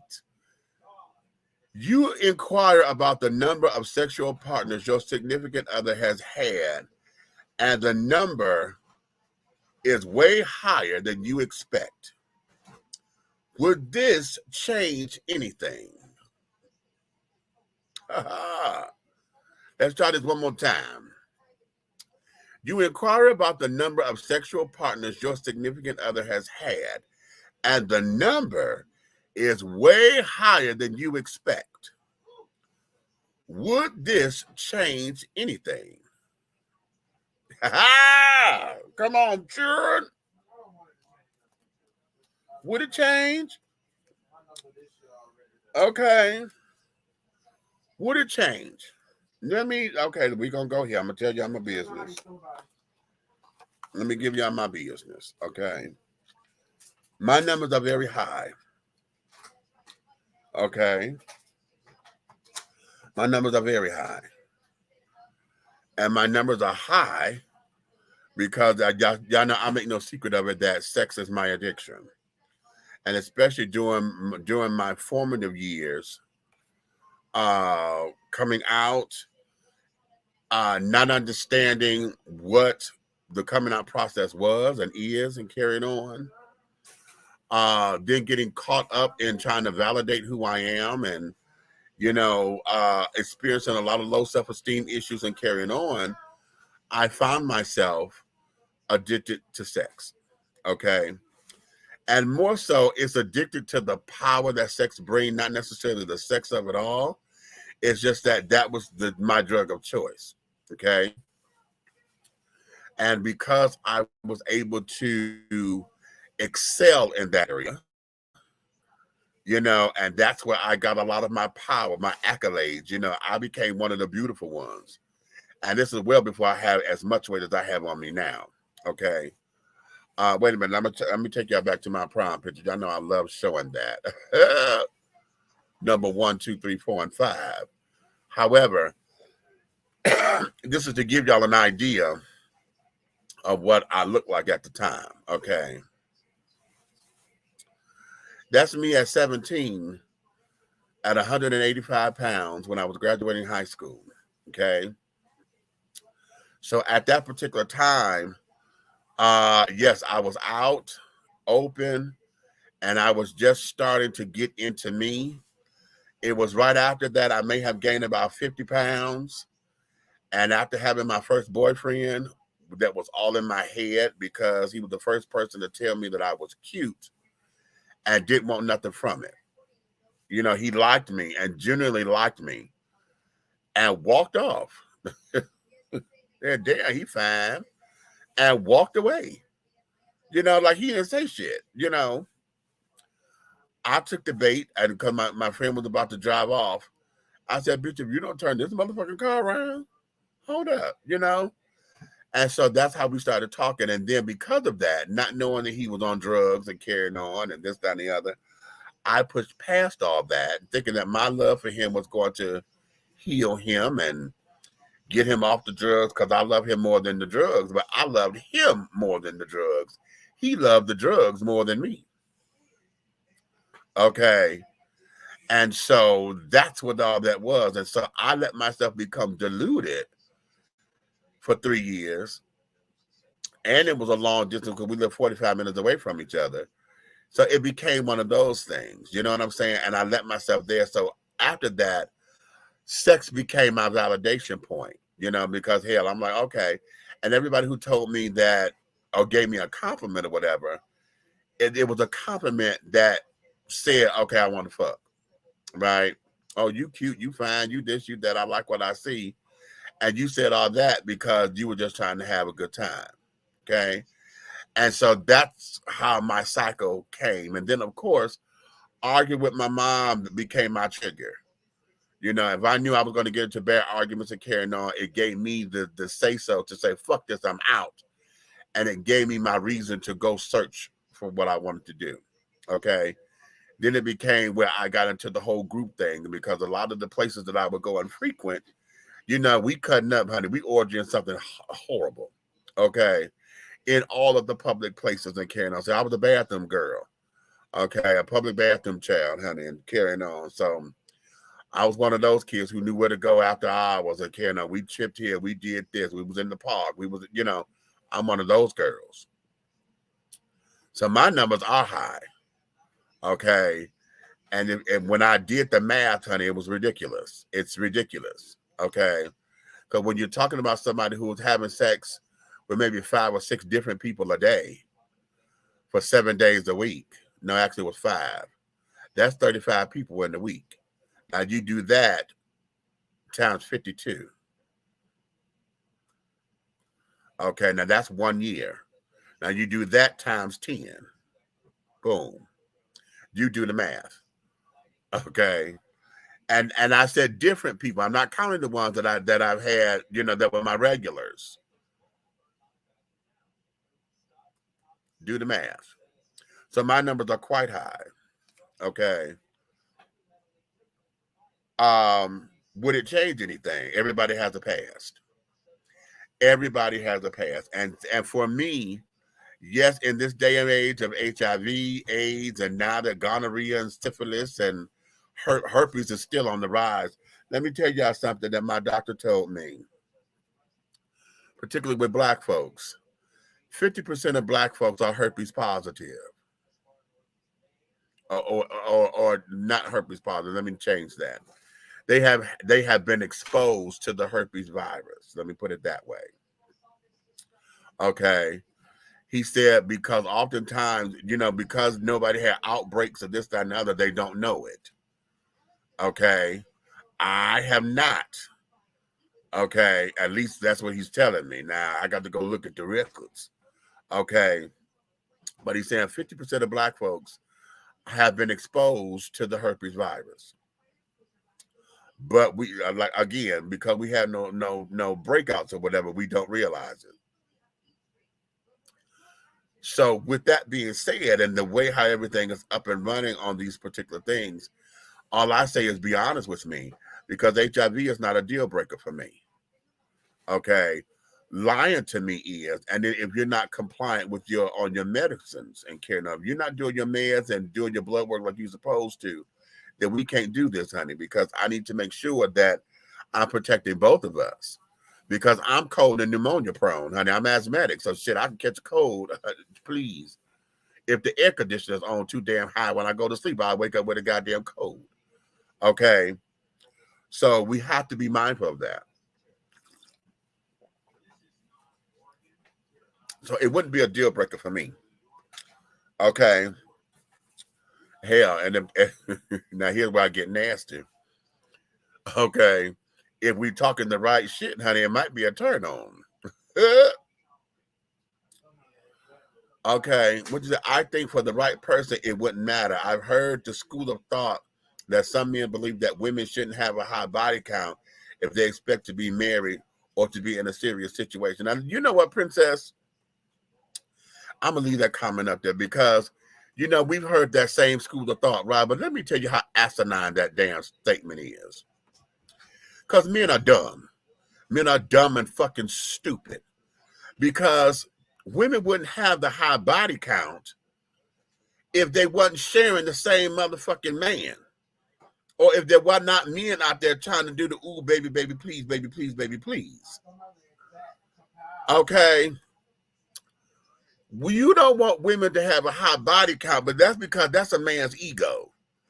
See, men want to sit down and want to believe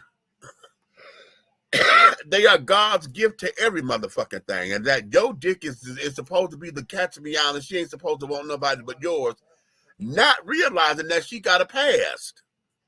Or in your mind, you think because she got a past that she was supposed to be virtuous until she met you. Really? But then you get mad at her for not being quote unquote experienced. What kind of double standard, triple standard is that? That's the dumbest shit on this side of creation, that she not supposed to have a high body count. But if she is just as sexually fluent as you are, why is it that her body count is supposed to matter and yours don't? Now, Princess, you in the military, or were in the military. You know half them, if not all, of the sailors and carrying on. Child, please.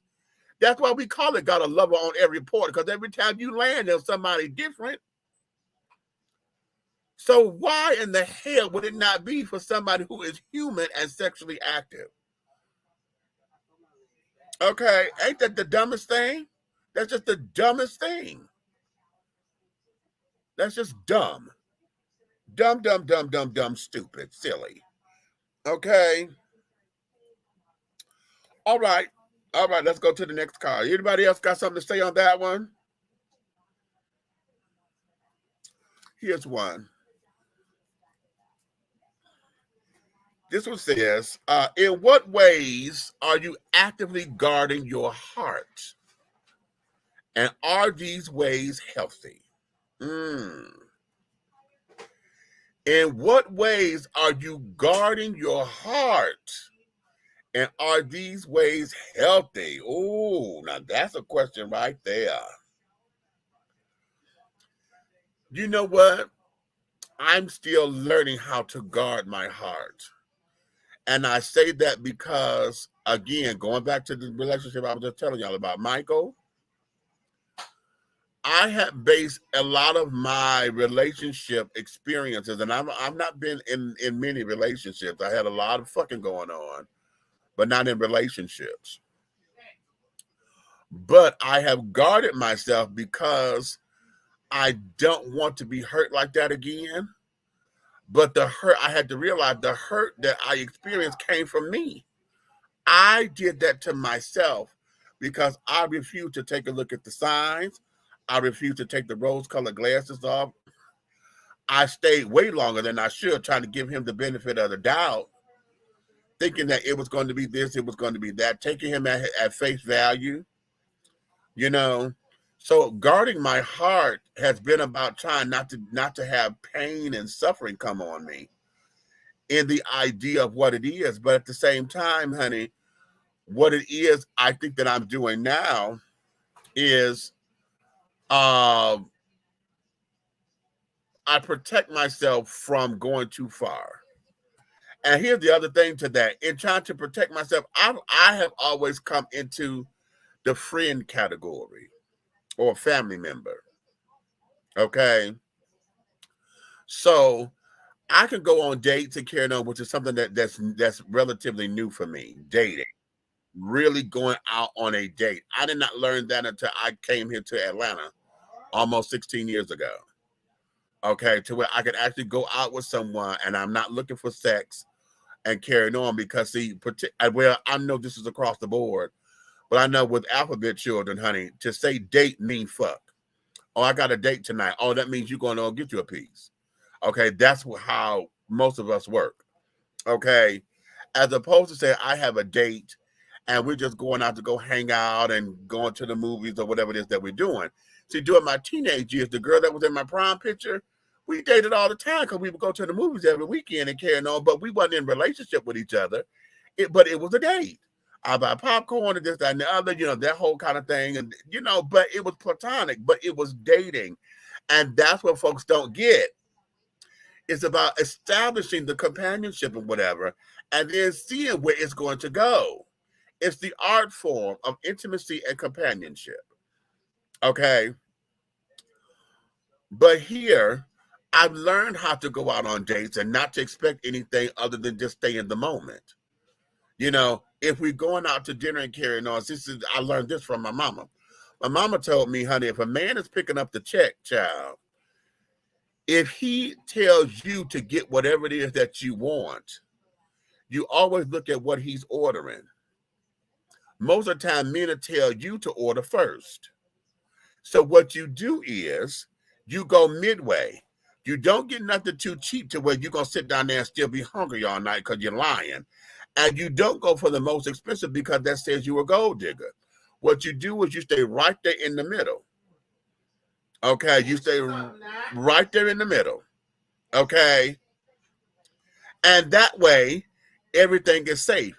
If he orders, then you watch what he orders, and you never order you nothing that costs more than what he's buying for himself. Did y'all catch that part? Did you catch that? Huh? If y'all go to a restaurant, you never order you nothing more than what the man is going to spend on himself. Okay? No. It's not so much of whether you're taking me there, because see, remember, a lot of folks will take you some places because they're trying to impress you. See, that's the representative talking. Okay, thinking that they're trying to show you a good time, thinking that they're trying to, sit down there and let you have an experience of sort. Okay. But at the same time, honey, he trying to budget his money. He know what the hell he wanted. He know what he got an idea on spending. Okay. Henceforth, I'm trying to make sure you have a good time. But bitch, if you just spent my budget on dinner, on your portion of dinner alone, I'm not going to tell you that you spent all my motherfucking money. Okay. So that there is that. So now we have to make sure we have a plan B and a C. So this is how come dating becomes that way. There's something going around. What's this child's name? Malik or whatever. And it's on Instagram. And he talking about the guy, first off, he said, this guy is really not my type. But he wanted to take me out on a date. And so I went. He really not my type, but okay, it was just a date, right? The guy took him to mini golf, okay, took him out to dinner, and then he said they came back to the house to Netflix and chill or whatever, but he did some kind of painting or whatever. They did some paint thing or whatever. That date was a wonderful day, and I'm sure that brother probably dropped about $350 for the night. Okay, because when you're talking about going putt golfing and carrying on, I think that's like $50 a player. So it's two of them, that's $100. You're talking about going to go get something to eat plus cocktails or whatever. A good date, according to restaurant children. Okay, and I learned this working at the hotel. An adult dinner for two should not be up under $100. It's $50 a plate. Okay, that there is what restaurants are expecting you to spend when you're coming out. Okay, to a high class restaurant or whatever the case may be. Even at Olive Garden, honey, Olive Garden, listen. My road dog would do that when he take folks out on a day. It's nothing for him to spend $150 at Olive Garden on dinner for two. That includes a bottle of wine, dinner for two, and carrying on. So you're talking $100 at putt-putt, $150 for dinner, plus tips. So let's go $175. Okay. Then you're talking about, he did something extra with the whole painting and carrying on. You done bought painting and, this, that, and the other. So whatever that price was, let's add another $150 on to that. So he done dropped about $500 for this motherfucker to say, oh, but he had to go because he's not my type. Excuse me? Why in the fuck did you go through all of that? Well, if he wasn't your type to begin with, you could have just said, no, I decline. But no, all you heard was money. And that kind of date bitch. When he said they went putt-putt golfing, I was like, putt-putt golfing? Automatically, that changed the game already because this says that your culture to me. Who in the hell takes somebody putt-putt golfing? Okay, especially I don't even play golf. So now I'm learning something new. This is innovative and fun or whatever. You get to interact with me. We get to see how the vibe is. Child. Okay. That there was absolute, and then now I'm like big old chunky guy. That was a beautiful brother. Oh, he was so handsome. And listening to that date, I kind of got a little jealous. I was like, bitch, this is sickening. So now that there is that. So it's the art of the date. A lot of folks don't know how to date. And I'm sure the way that bitch sounded, honey, she done bought something more than he was, oh, go ahead and order whatever you want. Okay. And let me tell you something. I know my eyebrows go up. I've had this happen on a couple of occasions, but because I don't eat seafood, I don't take nobody to seafood restaurants because I'm allergic to shellfish. But I've done this once and somebody wanted to order the damn lobster. I'm like, bitch, you don't eat lobster on a regular motherfucking day, bitch. This ain't nothing ordinary. All you know is you're supposed to do that. Okay. Bullshit. See, that's that gold digging shit. Okay, see, that's that gold. Oh, I never might go there again. Bitch, not on my dime. No, that's gold digging. No. I don't understand how they get lobster, bitch. You ain't never been there before. And this is somebody that you know, that you're getting to know. Why would you sit down there and say, I'm going to get the lobster on somebody I'm just meeting for the first time?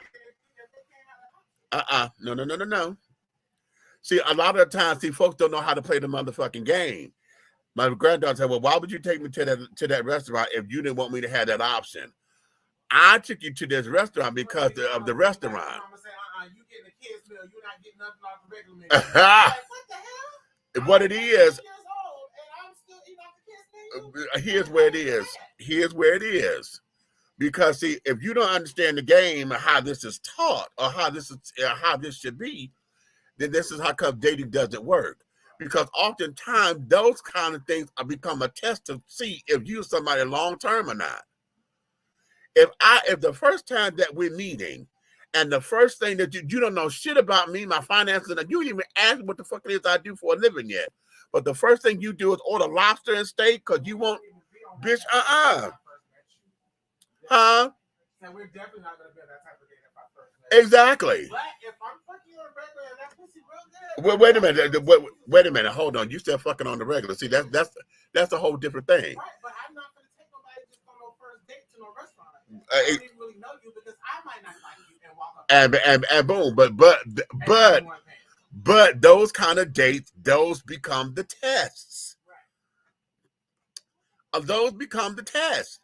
And see, for a lot of you gold digging bitches who sit up there and say that y'all don't like Olive Garden, y'all don't like Applebee's and carrying on because y'all think those are cheap dates. Okay, those are cheap dates. Bitch, I'm trying to get to know you. Now, if you don't want to go there for dinner, we definitely going there for lunch. You understand?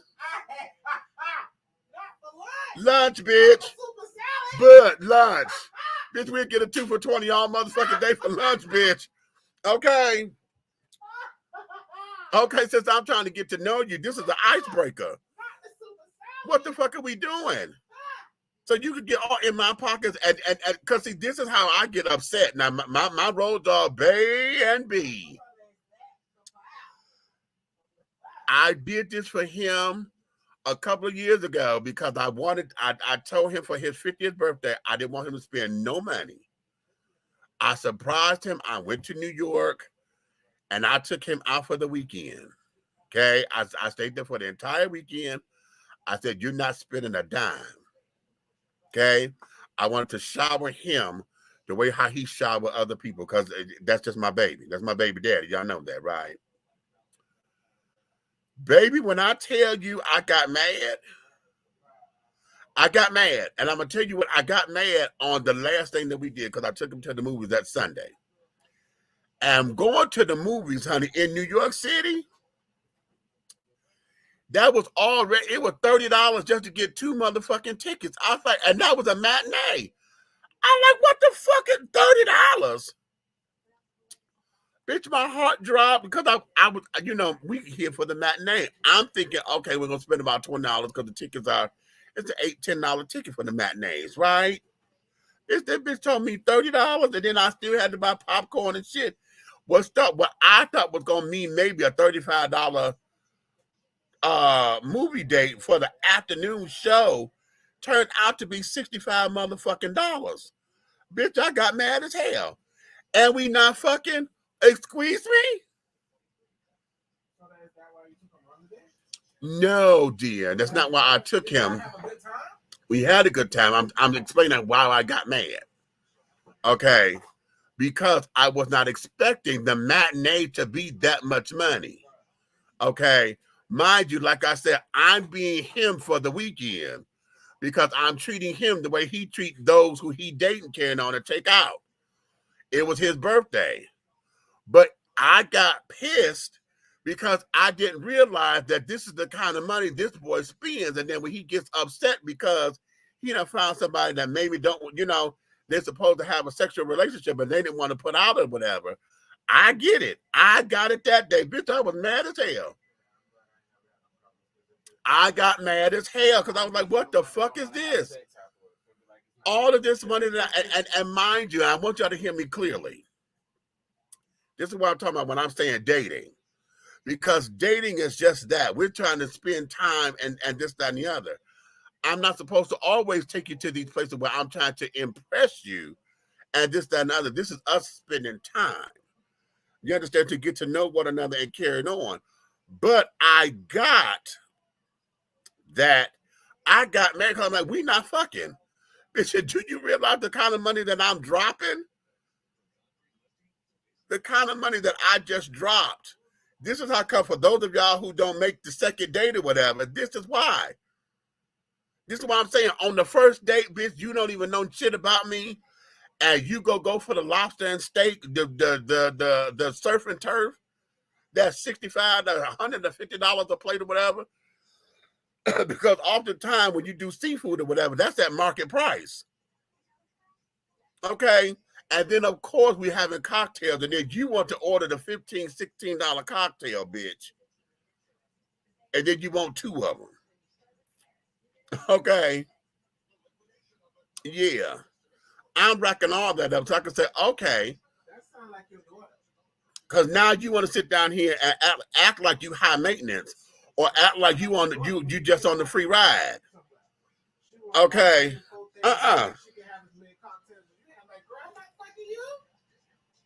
Okay. And did you want and did you want a to-go plate, bitch? Or better yet, wait. No, not no. How about, bitch, you done ordered all this shit, then you don't eat it? Boxing it and taking it home. Not necessarily boxing and taking it home, bitch. You talking about you don't like it, and I still got to pay for this shit. You didn't like it, bitch. Right. So all of that. Okay. Yes. To go. Right. That you're gonna leave in my motherfucking car because you forgot about it, or want to say, "Oh well, no, this didn't work out for me," and blah blah blah blah blah. Bitch. Okay, yeah, $30 for matinee tickets, bitch. I tell you, I screamed. Okay. What you say? All this money I pay for this food, you better like it. Wait a minute. It's not so much as having to like it, because see, here's the thing. If you had sent it back and said, "Oh, sweetheart, this wasn't prepared properly," or "Oh, this ain't tasting right. Can I do something else because I'm not feeling this?" and got it back and said, "Can I have something else instead because I don't like the taste?" Or better yet, be prepared. If you know that this is something you have never had before, whatever, I would like to try it. Find out if they have a sampler plate. Can we sample that? Because I've never had that before, and that sounds delightful. You know what I'm saying? Give me options, bitch. Don't sit up there and order as like you know what the fuck it is that you damn doing, and then get him. Oh no, I don't like that. And then you don't even make it pretty enough for somebody to take home. I can't even take it home, bitch, because you threw your napkins and shit all in it. And then here's the kick. The date ain't over. I'm trying to go out for dancing or whatever the fuck it is that we doing, and then your bitch is telling me, "Oh, I'm hungry."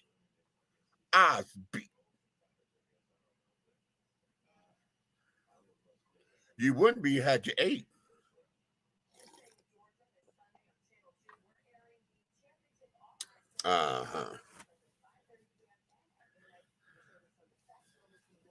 Yeah. Okay. Not having it, honey.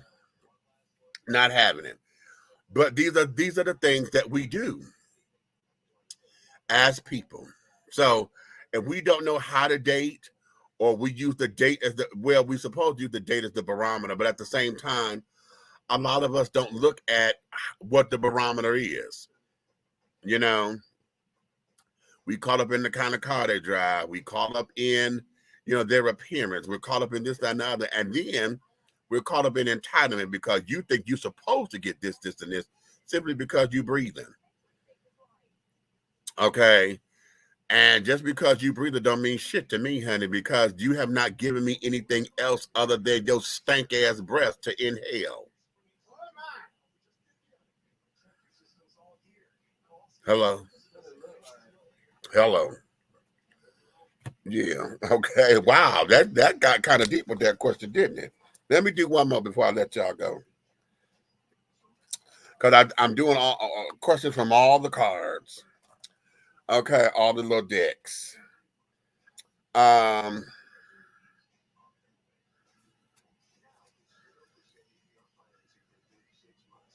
you know what? This is kind of interesting. I was going to go past this, but I think this is good. What lesson has your biggest mistake taught you? What lesson has your biggest mistake taught you? That's heavy. That's heavy, baby. Oh, that's real heavy. Heavy. Give it to me. Baby, what?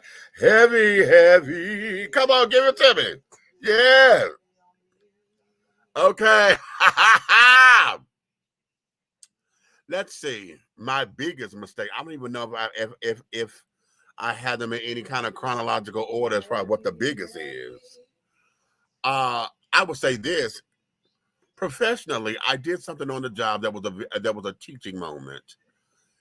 And when I thought I was doing right, because my headspace was trying to protect the guest, I did a major faux pas because I wasn't thinking that far in advance. Okay.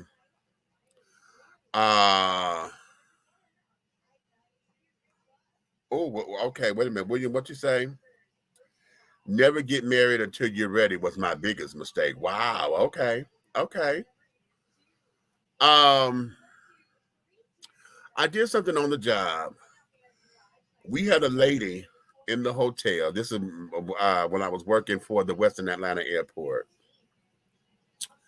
She was part of this organization. You know, we had a group come in, and Miss Thing had got totally drunk. Okay. She had gotten so drunk to where she was almost disrobed, honey. Okay. She come out of clothes and shit. And it was brought to our attention that she was up by the boardrooms or whatever. When it got to her, I was like, oh my God. And I didn't want to touch her because our female security officers were not on duty with us. This is overnight. And so what it was, I went and I got a blanket to cover her up. Now, this is all on the cameras, right? Got a blanket. We were trying to find out what room she was in. We found out what room she was in. She had a roommate. The roommate was asleep, and we couldn't get her in because we couldn't get a key. Well, the dude across the hall from her was like, oh, my God, he called her name, whatever. We're with the same group. Bring her here. Oh, my God. And I'm sitting up here thinking to get her out the hallway and this, that, and the other to get her safe. Bitch. What I did not count on was the fact my boss had to tell me, he said that was a wrong move. He said, because you set us up for liability. I said, what? He says, we don't know who that man is, didn't know what he was. She was already half naked and carrying on. If he had sexually assaulted her, that would have been directly our fault because we placed her in the room with him. Baby, when he said that to me, the hairs on my back stood up. I was like, oh my God, did I fuck this up? Because I wasn't thinking like that. My thing was, this woman is out, inebriated, no clothes on. We got her wrapped in a blanket. We need to get her safe. The dude sat up there and said, you know, I'm trusting him or whatever, not thinking that he could be the damn perpetrator, the robber killer. Okay? Not thinking that. And that's what helped me to look at my job as a security officer a little bit more seriously, because we had to think outside of the box, outside of what was going on. And yes, I'm in a crisis situation, not necessarily an emergency, but a crisis situation. We had to take that and then become rational with our thinking to think outside of the box so we wouldn't get caught up. Because had that man had done anything to her or whatever, bitch, that would have been the hotel. As he was security officers, folks had the propensity of wanting to not only sue the institution, but come after the security officer personally. So that could have been my ass all day long. And so that there was one of the things that taught me, about what it is to be security and carrying on. So anytime y'all tell security officers, damn, you taking your job too seriously, I'm supposed to. Because this is about your safety. Don't get mad because you hate the rules. I'm doing what I'm supposed to do to make sure and to make sure that everyone is safe. Not just the co-workers or my co-workers or the employees, but you as the guest as well. That's for hotel security.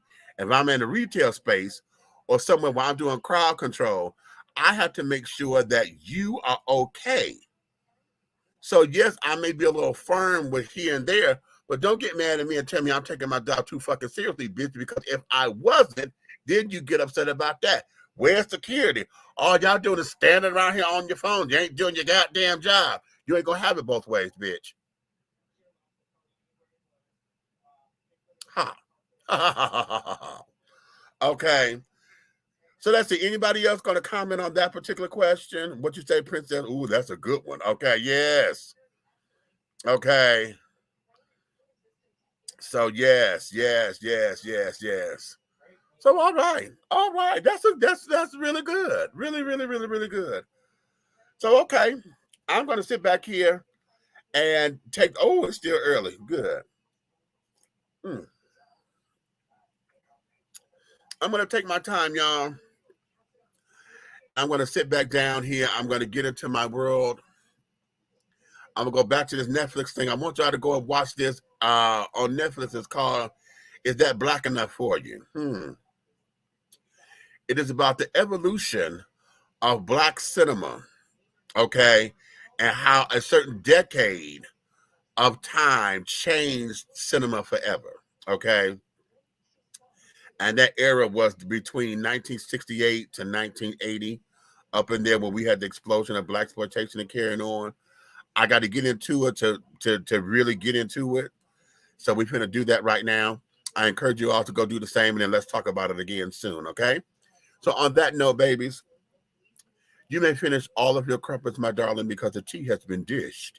And you've been dishing tea, darlings. With Big Meech.